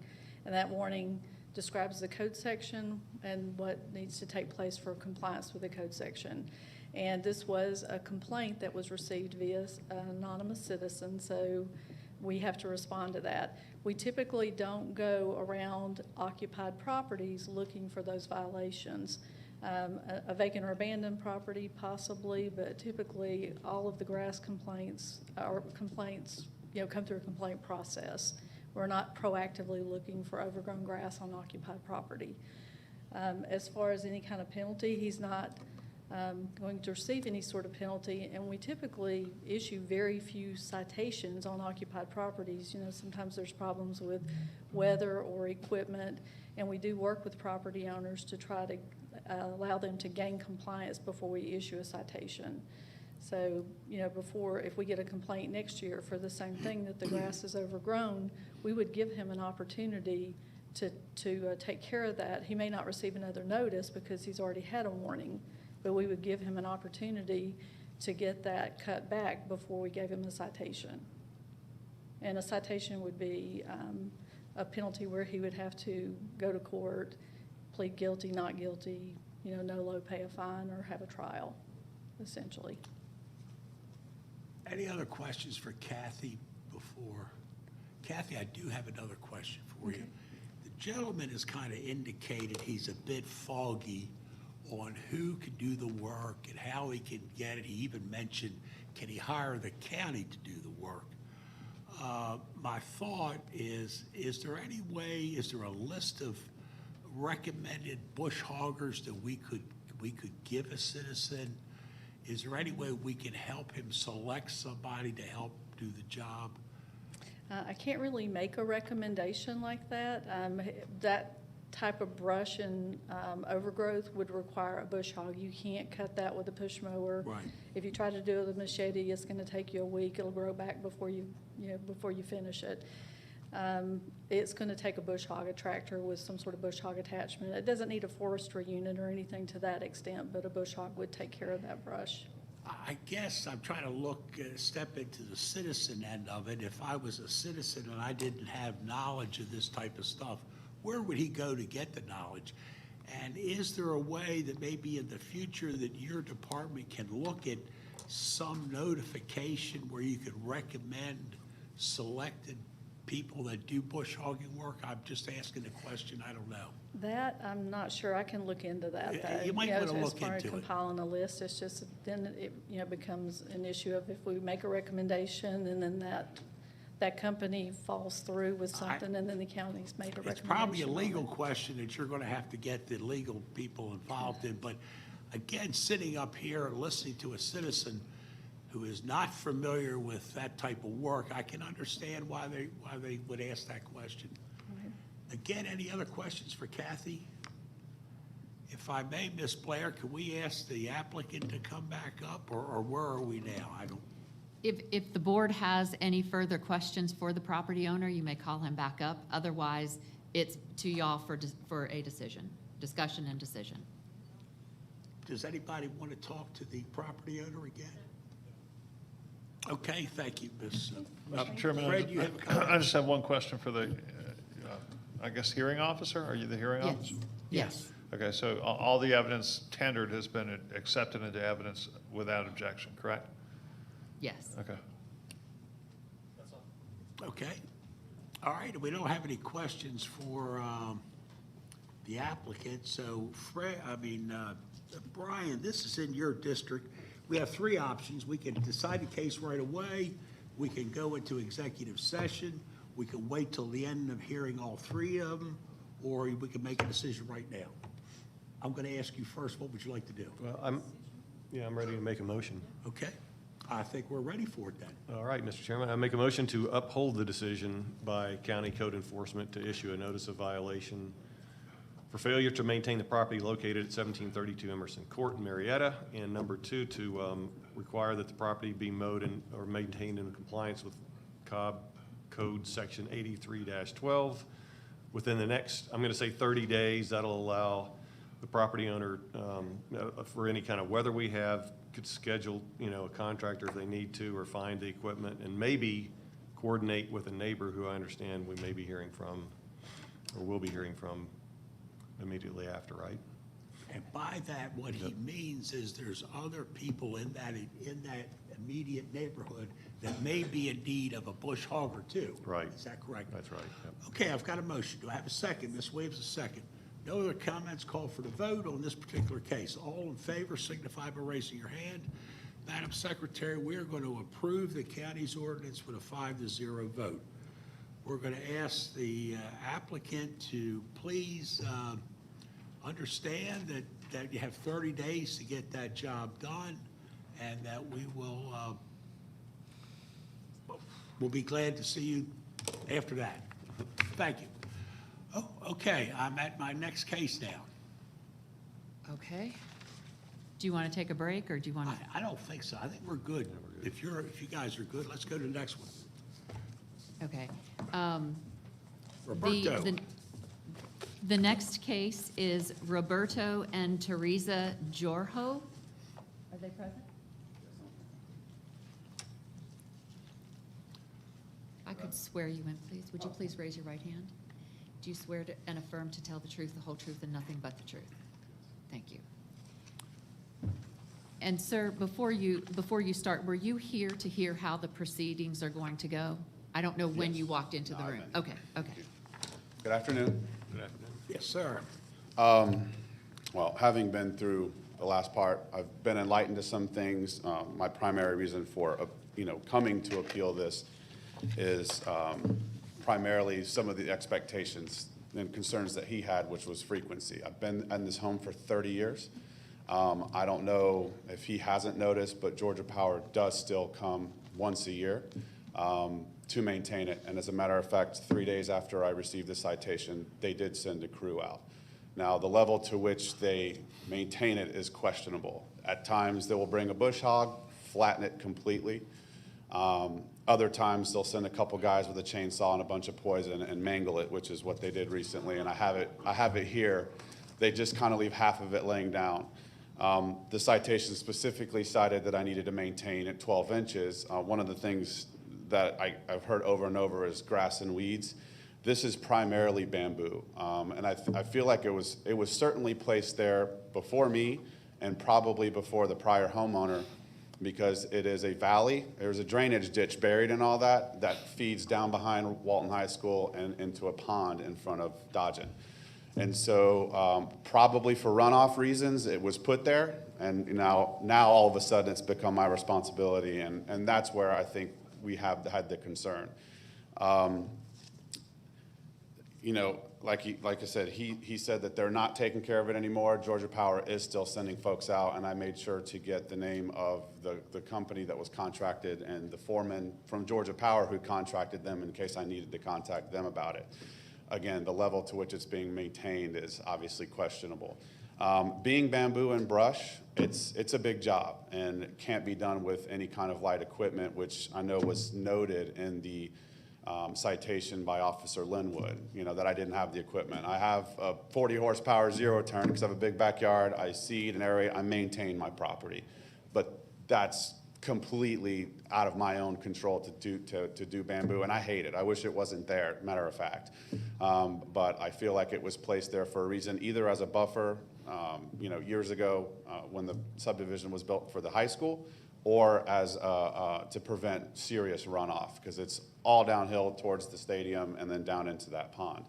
I did call out Brush Busters, which is a professional company, clearing company, to come out and give me a quote just to get an idea of what we would be looking at, and they quoted $1,500 to clear all that, and said that they would have to use an intense amount of herbicide to keep the bamboo under control. And one of my concerns is just that, is that it runs in a valley down into a pond right in front, and am I going to be, you know, probably liable for consequential damages of applying herbicide consistently to keep this under 12 inches, right? Because it's not grass and weeds, really. I mean, you know, there is obviously some mixed in there, but it is bamboo, so it's next to impossible to control.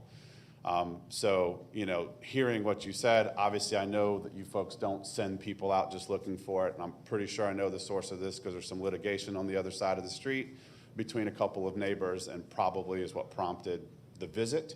And I'm certainly willing to comply and try to get this taken care of.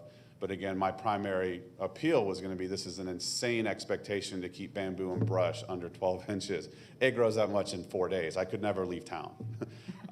So, you know, again, Georgia Power was out the last couple of weeks. They knocked it down. It's kind of half there. It's kind of half not. I'm hoping to find a more permanent solution to it, but just wanted to be sure I wasn't getting cited once a month because it was 12.5 inches. It's that impossible to control. So anyways, the other thing I wanted to mention is that since Georgia Power is still maintaining it, I do regular work with legal professionals, so I just asked, you know, an opinion. And they cited a Supreme Court case, Fulton County versus City of Sandy Springs, where it was determined that, you know, as long as Georgia Power is continuing to maintain it, it's assumed that they will maintain it, and that can't be then pushed back onto me. Now, I know that the code changed in 2018, and it's somewhat of a gray area because they're not maintaining it to your standards, so then now I have to maintain it. So that was, you know, kind of the main premise of my appeal is, you know, should they continue to maintain it, or do I have to, you know, bush hog it once a month? That's going to be an insane cost. So anyways, like I said, your response somewhat enlightened me to it, and I'm happy to maintain it. I have no problem with that now, but, you know, to be held to a standard of maintaining bamboo to 12 inches year-round is going to be kind of insane. So anyways, it's more of just an opening statement and, you know, get feedback, whatever. Questions? Does the board have any questions at this time for this witness? Yeah. Well, the property owner, excuse me. I do have one. It sounds maybe like it's a little bit unique to your property, but it's still very problematic, and that is the matter that you're dealing with bamboo. Is there any reason not to just take the bamboo out and do something else? They've tried. I mean, like when the power company has come through, and again, maybe it's the way they handle it, you know, you mow it over and they just leave it laying there. And so then it creates a perfect growth patch for it to come right back up. I chop it down along my fence line as often as I can. It sends runners under the ground. They stay there. They sprout up in the middle of the yard. I mean, it's literally impossible to get to go away. Folks have actually suggested I call the zoo to see if they want to come harvest it. I don't know if it's the kind the animals eat. I really don't. But that's been the primary reason that it's not maintained more regularly. I don't have the equipment for that. It's you know, and because they've left it all laying there, like under all that grass is literally underbrush this tall of just bamboo sticks laying on each other, and I have pictures of it. I also have pictures of Georgia Power If you out have there. pictures, give it to the young man. Let's put them up and look at them.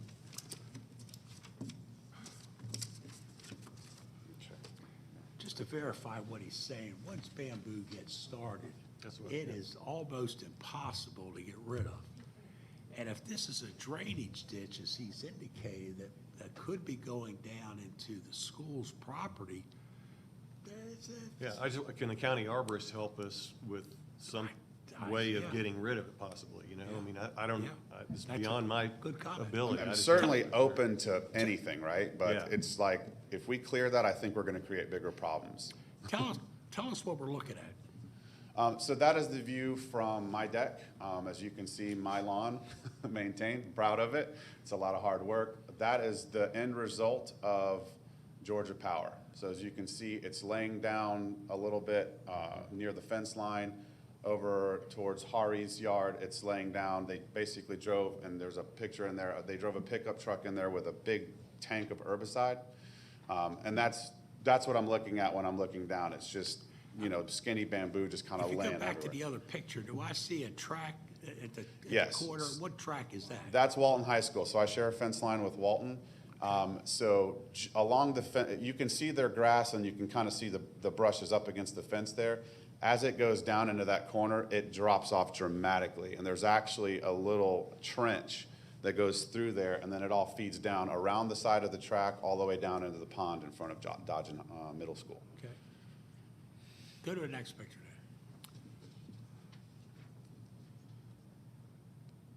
there. So again, this is just a close-up of what's just laying there now, and there's decades of that just piled up. So I just said, happy to mow it if it was grass, but it's just not mowable. And talking to brush busters, and their quote, they said they were gonna send 7 guys out with chainsaws and herbicide to take care of it, and I immediately was like, yeah, that's not gonna work. The most effective was a massive bush hog. I think it was as tall as my house, but then it just kind of grinds everything up and lays it down. So possibly the only way to keep it from going back would then to be to grade, you know, with,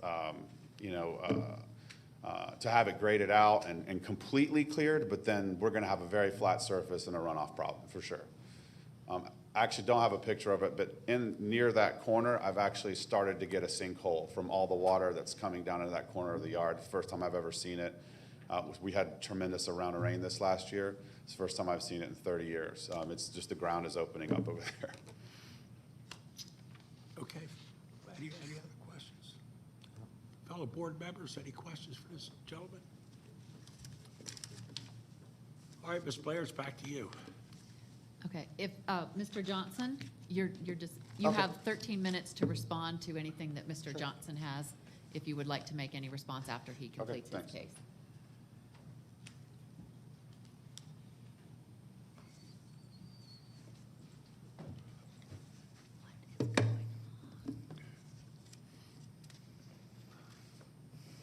Good afternoon again, Chairman and members. My name is Brian Johnson on behalf of the Cobb County Code Enforcement. We're here today to ask the board uphold Code Enforcement's decision to issue a notice of violation to Roberto and Teresa Gajoy for failing to maintain the property located at 3909 Tall Pine Drive, Marietta, in compliance with Section 8312 of the Official Code of Cobb County, Georgia. In this administrative appeal, the board must determine whether error was committed by Code Enforcement for the issuance of the notice of violation. The burden is on the property owner to show that the condition of the property does not constitute a public nuisance, meaning that the property is in compliance with the code. The weed control ordinance was adopted by Cobb County Board of Commissioners under their police power. This police power is delegated to the counties via Official Code of Georgia 36-1-20, which provides each county may adopt ordinances for the purpose of protecting and preserving the public health, safety, and welfare of its citizenry.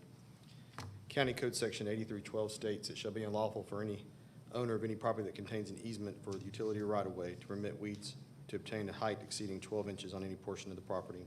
The language of this code is clear and unambiguous, and properties in Cobb County must be maintained at a height of 12 inches or less. And this is a simple case, and photographs have shown that it's clearly not in compliance. The property owner is responsible for the entire lot, and the fact that the owner of the parcel has tried and has not had the equipment to bush hog and grade does not mitigate the nature of the violation. We ask you to find the property as being improperly maintained in violation of the Cobb County Code and require the property brought in compliance, and that you uphold the decision of the code enforcement to issue the notice of the violation. And if acceptable with the hearing officer and the board, I'd like to go ahead and call Kathy Pickett up at this time, provide testimony.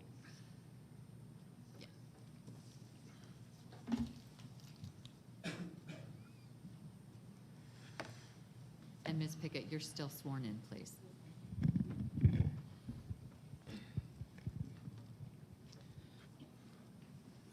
Ms. Pickett, for the record, please state your name and position within the county. It's Kathy Pickett. I'm the Code Enforcement Manager How long have you worked with the county? since 1996. And have you always worked in the same capacity? I have not. I started in business license in 1996 and transferred into code enforcement in 2001. What are your duties as code enforcement manager? I oversee the day-to-day operations, staffing, budget, training, and orderly enforcement of the county ordinances. And in your position as code enforcement manager, are you familiar with the weed control ordinance? I am. I'm going to show you what will be marked as Exhibit 1.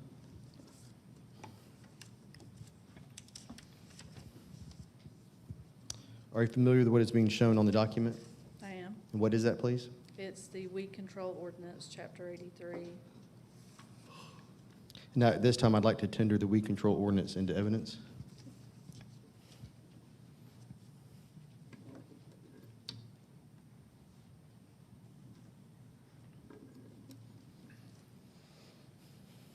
What type of information, how does code enforcement learn of potential violations throughout the county? Typically, we receive complaints. And how are these received? Complaints can be received via email, phone call, walk-in, typically, even fax. I think I forgot to say fax last time, but we do still receive fax complaints also. What type of information is gathered by the staff when a complaint is made? The property address, a description of the complaint, any other pertinent information that the complainant can provide. And are all complaints investigated by code enforcement staff? Yes, sir. All complaints are investigated. Section 8312 details prohibited activity, and can you describe what is prohibited? Grass and weeds to exceed 12 inches in height on private home property, which would include utility easements that are owned privately. And have you reviewed the case file for this 3909 Tall Pine Drive? I have. I'm going to hand you what has been marked as Exhibit 2.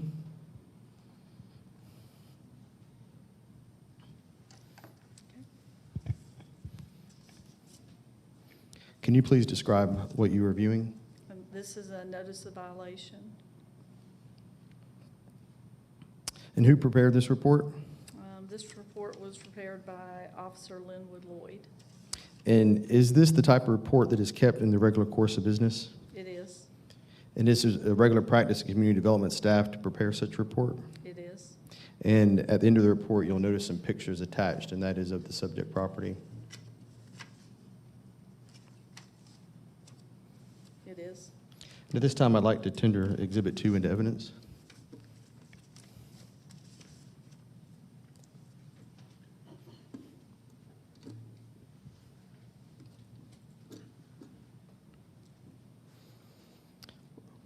When was the first time that code enforcement issued a notice of violation for this property? On October 9th of 2020. And has this property been inspected since? I don't believe, well, the officer was back today, as a matter of fact, to take additional photographs, yes. What was discovered? That the property remained in violation.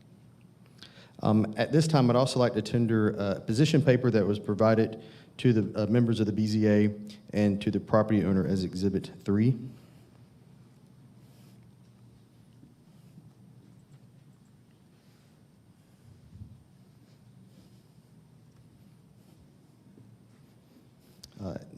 Kathy, that is all. Thank you.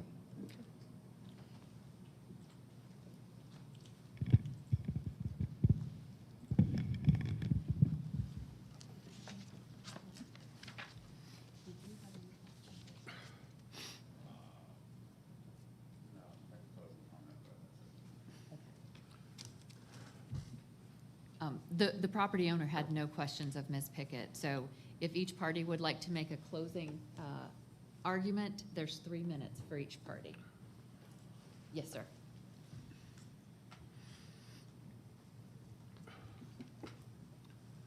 I'll make this one last comment, whether it helps or hinders. Everyone that has any sight line to my vegetation and his vegetation is also a candidate for citation. So the complaint surely didn't arise from a neighbor. As I mentioned, down the road, there's some neighbors in litigation over something similar and probably was a vendetta, but neither here nor there. I'm hoping it doesn't come up again. I would hope that it doesn't go straight to violation and I could get a notice. I mean, again, I'm happy to maintain it if that's what needs to be done. But given the nature of what I'm up against, like I said, I know it's anonymous, but I am certain it wasn't anybody within any vicinity of eyesight of it, because everybody that is also a candidate for citation, him and the school and everybody else. So anyways, I want to keep myself free of potential future problems. If I clear this and then I'm getting sued by the school, I don't know what the proper way to handle that's going to be. I'm happy to put herbicide down and kill it. Is it going to go into the pond and kill all the fish and turtles? I'm going to get sued. So I don't know how to really proceed with that. Maybe, I don't know if you can give me any guidance on that. I mean, happy to do what I need to do, but also don't want to leave myself open for further problems. So, thanks. Thank you, sir.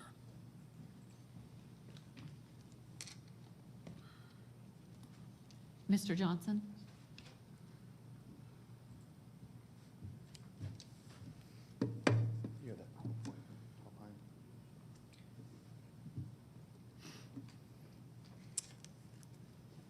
After reviewing the evidence and testimony presented for this matter, I ask the board to find the property located at 3909 Tall Pine Drive as being improperly maintained and in violation of the Cobb County Code. The property owner failed to satisfy the burden to show the property is being properly maintained and therefore does not constitute a public nuisance as defined. As this board has been shown, the property has weeds on the property that exceeds 12 inches. This is clearly in violation of the code. The facts have been shown that the established error in code enforcement, no facts have been shown that there's an established error in code enforcement's decision to issue the notice of violation.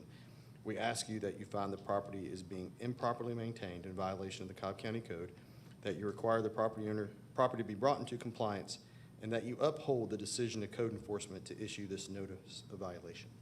Thank you. Thank you, sir. It's back to the board for discussion and a decision. Okay, before I start, or turn it over to anybody else, I just want to make a comment. The gentleman mentioned that this was a anonymous call, and I want to explain to you how the county works these things. When they get a call on a violation, they're obligated to go to that particular location. Once they get on that location, they're also obligated to go up and down the road to make sure there's no other violations. So I don't want you to think that you were the only one being picked on or the other gentleman was the only one being picked on. It's just a fact that that's the way the county operates, to be fair and honest. I've sat here for years and I hear these cases and anonymous complaints that really kind of aggravate you. You know, people are sneaky and they don't want to use their own name. But we are, as the county people are concerned, they're obligated to follow up on those complaints, and that's how we get them. And I say that not just for this audience, but for the audience at home and understanding what our process is. There's a little bit of difference in this particular violation than what we had in the other one. So I'm going to start off with Brian and ask him to lead us in the discussion. All right. I'm not sure I've got much to discuss. Go ahead. I I do want to, about the county arborist, is that what you're going to say? Yeah, I want to get that in there, yeah. Yeah, and so I don't know if I direct this question to Debbie or who, but I'd like to think that we could get a county arborist to go out Give it and a opinion. consult with Roberto to look at the situation and maybe see if there might be some remedy that they could work out together, because I think he's bringing up some legitimate concerns. Is that something we can require? Ms. Pickett said that we can ask the arborist to go out and see if there is something that can be done with the bamboo issue. Yeah, exactly. And the, you know, if And he's I talking about think- insecticides and the drainage and all that, just make sure that all that is something that the county's aware of. And I think not only the arborist, but we ought to have stormwater management out there too. Sounds, yeah, Set up you're a right. meeting for everybody, Kathy. I think Kathy, we've done this before, where we've all met in one location and discussed everything with the applicants and the county people. So yes, I would certainly agree to that all the way. So, I mean, if we could do that, I'm not sure what the process is, but maybe within the next, I think, 2 weeks, if we could get, Well, with the holidays coming, that might be. yeah, If I could pass the microphone to Ms. Pickett, she's probably a little more. okay. Sure. I'm just guessing if I. Well, the good thing is bamboo's not growing this time of year. It's too damn cold. So we can play with our timeline here. What I would do is just ask that the county arborist go out and meet with him. I'm not sure maybe who from stormwater management could meet with him, but the county arborist to see if he would meet with him and make some recommendations on what he could do with the bamboo. Kathy, I'm having a tough time. Maybe it's just me, but I'm. Can you hear me? Yeah. Okay, It's sorry. It's not clear. You're not coming through clear. Yeah, I would make a recommendation to ask the county arborist to go out and meet with the property owner to see if there's some recommendations he can make as far as either eradicating or maintaining that bamboo. And the other brush and debris or yard waste would need to be cleaned up and then maintained as well. And how about the Carl with the stormwater management? Can we arrange to have him there too?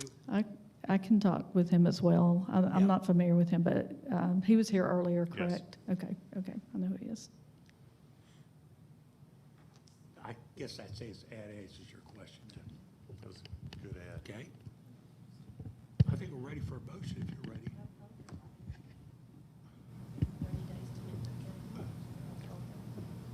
Yeah, so that's where I was going. I want to tell Roberto, as a homeowner, and same for Narahari, I can understand the frustrations, but, the code is what it is at this point, so, we got to figure out how to work with this thing. And hopefully, we'll be able to figure out a solution, in consultation with the county arborist and stormwater management that will address the issue on an ongoing basis.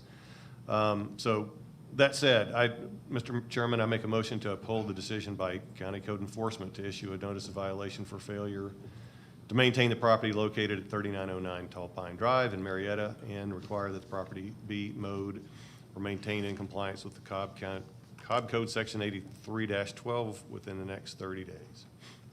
All right, I've got a motion. Do I have a second? Second. Second, Ms. Williams. With So- the side note that coordinate a meeting with code enforcement, coordinate a meeting between stormwater and the county arborist about the best way to treat the bamboo. And make sure both, I think in this case, we ought to have both applicants there Yeah. to discuss it with the arborist also. And Fred? Yeah, just a comment before the vote. That would be that having dealt in real property matters and litigation for a long time, this appeared to me really to be a problem in part of Georgia Power's making. And part of the problem is the perils of doing business with Big Brother. The only thought I had coming out of this as to what people can do in the future before granting any easement to Georgia Power is get a hold harmless and indemnity requiring them to comply with all local ordinances, cut the grass, bush hog, et cetera. But that, before this week, that's certainly something I wouldn't have thought about. I would have assumed they would have gotten the job done and that would have been part of the deal. But It's unfortunate that they seem to be shirking what should be their duty, but then again, typically when folks grant these easements to Georgia Power, that's something you seldom see. And the only other thought that came to me was goats, but since the area can't be fenced, I don't think that'll work. It is Christmas time, isn't it? Okay. No other comments? Call for the, got a motion, got a second, call for the vote. All in favor signify by raising your hands. It's a 5-0 vote to uphold the county ordinance. Okay, let's continue on if everybody's okay. We'll go to the next one. Oh, okay. Miss Blair, go right ahead. Let's call the next case. And the final property owner is Ms. DeWanda Hamilton, please.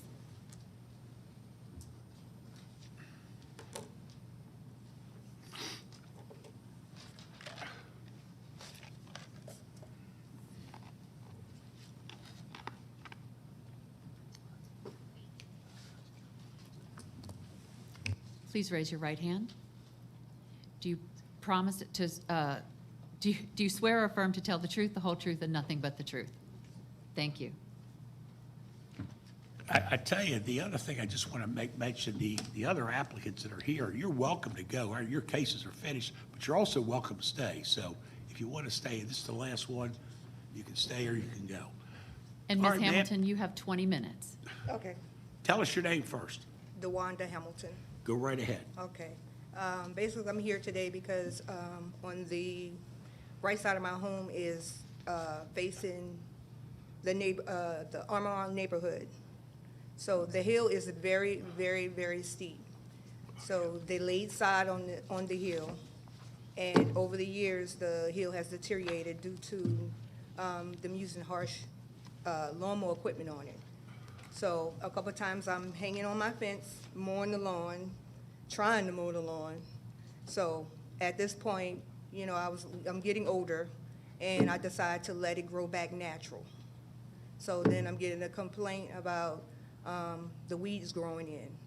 And it's weeds growing in, it's pine trees growing up in there, and I just mowed the bottom of it and then let the hill grow back, because when we first moved over there, it was natural until they redid the whole street.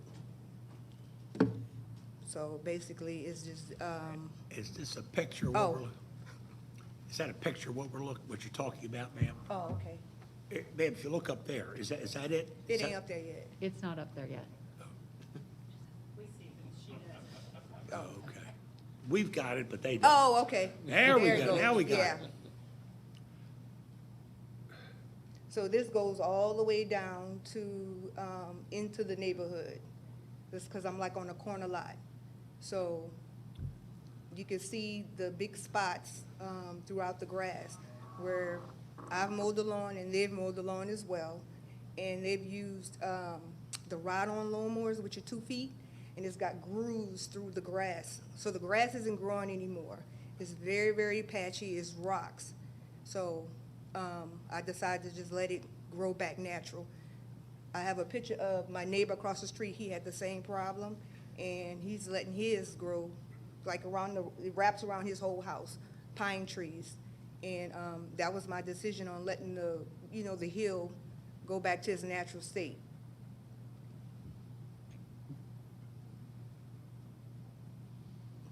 Yeah, it's this is my neighbor, and this wraps around his whole home. We both, they reconstructed both of the areas, my side and his side.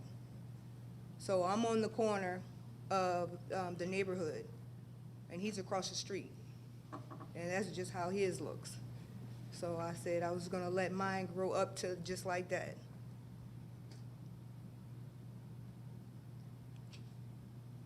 This is mine. You can see the grooves where they ride the lawnmower through it. It's just rocks through there. Very, very little grass is growing, and you can start to see the pine trees coming up.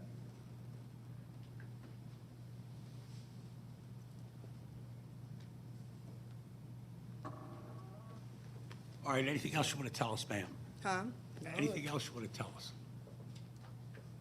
Basically. How long you lived in the house? 6 years. Okay.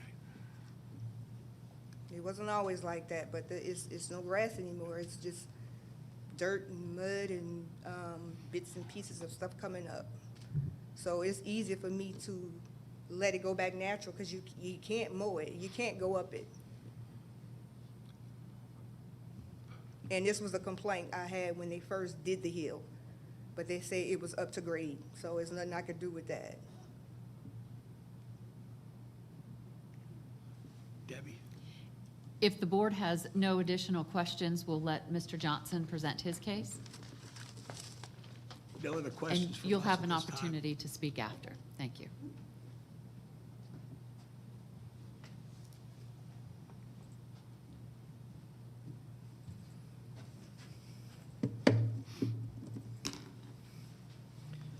Good afternoon again, Chairman and members of the BZA. My name is Brian Johnson on behalf of Cobb County Code Enforcement.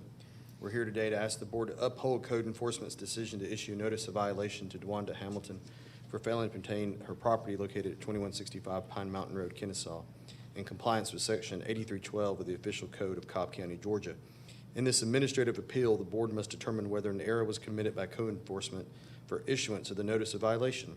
The burden is on the property owner to show that the condition of the property does not constitute a public nuisance, meaning that the property is in compliance with the code. The weed control ordinance was adopted by Cobb County Board of Commissioners under their police power, and this police power is delegated to the counties via the Official Code of Georgia 36-1-20, which provides that each county may adopt ordinances for the purposes of protecting and preserving the public health, safety, and welfare of its citizenry. Cobb County Code Section 8312 states it should be unlawful for the owner of any property that contains an easement for utility right-of-way, which does not apply in this situation, to permit weeds to attain a height exceeding 12 inches on any portion of the property unless exempted in this section. The language of this code is clear and unambiguous, and properties in Cobb County must be maintained for weeds and grass at a height of 12 inches or less. And this is a simple case, and the photographs were clear. The property owners are responsible for the entire lot, including the hill. We ask you find the property as being improperly maintained in violation of the Cobb County Code, that you require the property to be brought into compliance, and that you uphold the decision of Code Enforcement to issue this notice of violation. And at this time, I'd like to call Kathy Pickett up to provide testimony.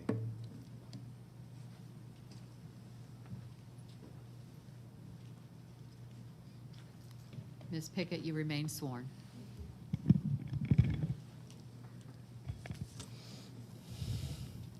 Kathy, again, can you please state your name and position with the county? It's Kathy Pickett, and I'm the Code Enforcement Manager And how long have you worked with the county? since 1996. And have you always worked in the same capacity? I have not. In 1996, I began working for Cobb County in the Business License Division, and I transferred into the Code Enforcement Division in 2001. In your position as Code Enforcement Manager, are you familiar with the weed control ordinance? I am. I'm going to hand you what has been marked as Exhibit 1. Okay. Thank you. And are you familiar with this document? I am. And you're familiar with what is shown in this document? I am. At this time, I'd like to tender the weed control ordinance into evidence.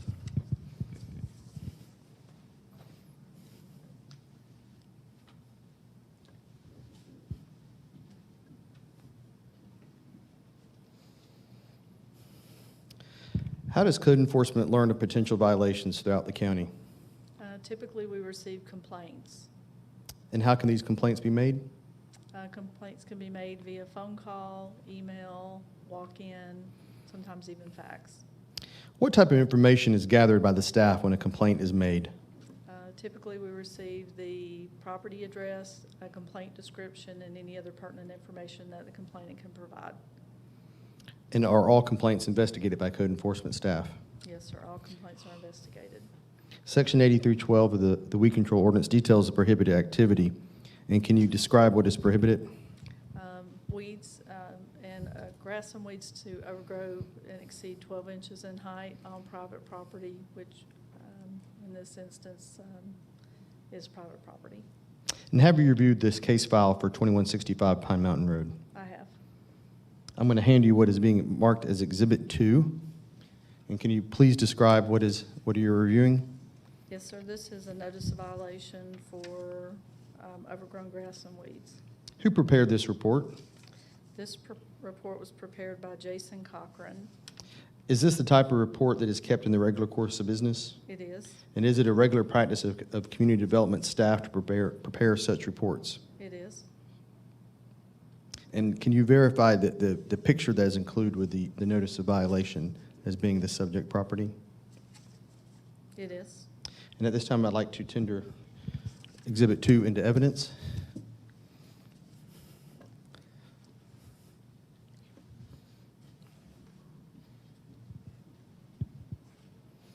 And when was the first time that code enforcement issued a notice of violation for this property? On October 30th of 2020. And has this property been inspected since then? Yes, it was inspected today, And what was the finding? that the property remained in violation. I would also like to tender at this time the position paper that was sent to the BZA and the property owner as Exhibit 3. Thank you, Kathy. That is all. Thank you.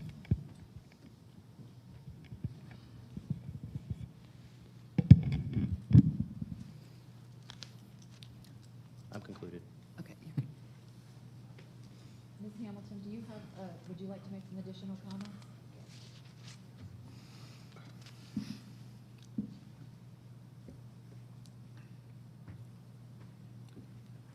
Basically, what I'm asking is, because I know where the complaint came from, but like I said, it's for me to maintain the property. I will maintain the property without weeds or whatever like that, but I don't mind like the trees and stuff growing up or it going back to its natural state. I don't want them to tell me I can't do that, because that helps with me maintaining the yard without complaint. Thank you. Mr. Johnson?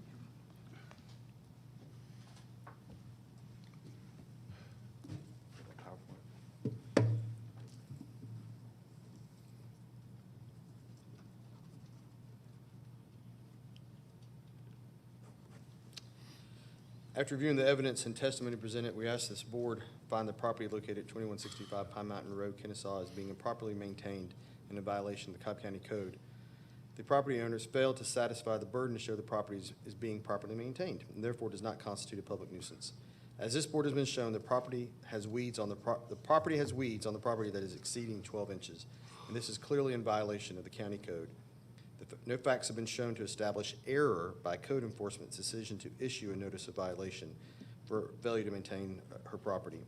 And we ask you find this property is being improperly maintained, and that you require the property to be brought into compliance, and that you uphold the decision of code enforcement to issue this notice of violation. Thank you. It's back to the board for discussion and decision. Okay, it's back to this board. Mr. Fred Beloy represents the district. So Fred, I'd like to ask you to lead us in the discussion, please. Certainly. Thank you very much, Mr. Chairman. And let me just inquire of the county, Ms. Hamilton showed pictures from across the street that showed planted, what appeared to be either naturally occurring pines or planted pines of some kind that have filled in. Is there anything in this weed control ordinance that requires that she cut pines that are growing there, or just simply the weeds? Kathy, can you? I would defer to Kathy Pickett for that.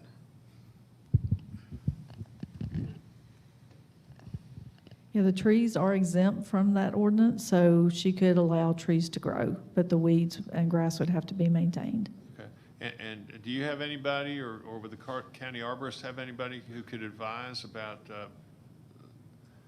a plan for allowing this to convert back? Because obviously, once those pines gain a certain size, there'll be less sun and there'll be fewer weeds growing. But in the meantime, those weeds would have to be maintained, I guess. Is there somebody who could advise and encourage about what a plan would be in that regard? I'm not sure. I could confer, with the county. I could check with the county attorney, the county arborist. And thank you. I think I'll that'd be check with great. them. I think that's a reasonable way to go. And then from a line of sight, it looks like, based on my recollection, I am 63, but based on my recollection of the picture I saw, that there were a few feet along the roadside that were relatively flat that could easily be cut, but then you get into the bank. So I just want to make sure that pines growing on that bank won't somehow, we're not in a curve or something that's going to interfere with line of sight. Can you comment on that? Yes, there is a county ordinance that talks about obstructions to the right-of-way, and I can't quote that right off the top of my head, but I'll get with Ms. Hamilton on that. But there is a county ordinance about overgrowth too close to, that would impede sight distance on the But right-of-way. Is the road fairly straight at this point, though, or is it in a bend one way or the other? It's fairly straight now. Okay, thank you. That's all I have for questions. Anybody else have questions for either the county attorney or the applicant in this particular application? Fred, it's your decision. You ready to make a Yeah, decision? my motion is to find in favor of the county, but with the caveat and recommendation that they will work with the county arborist in helping the applicant comply with the county code and in coming up with some sort of plan to trim weeds but allow the pines to grow, provided those pines don't interfere with line of sight in the roadway. Any other comments or thoughts, since this is my first rodeo in this regard? Is that a motion? That is. That is a motion. I had a motion. I got a second by Bryant McDaniel over there. Any other comments? Not hearing any. We call for the vote. All in favor signify by raising your hands. Madam Secretary, we're going to find in favor of the county with a 5-0 vote with the stipulations noted by Mr. Fred Beloin. I think that concludes our special called meeting today. So as we leave, I'd like to remind everybody, first of all, we're still involved in this virus, so take care of yourself and your neighbor. The other thing is, it is a Christmas season, and I'd like to wish everybody a happy Christmas and a happy New Year. So with that, folks, everybody take it easy. Good night.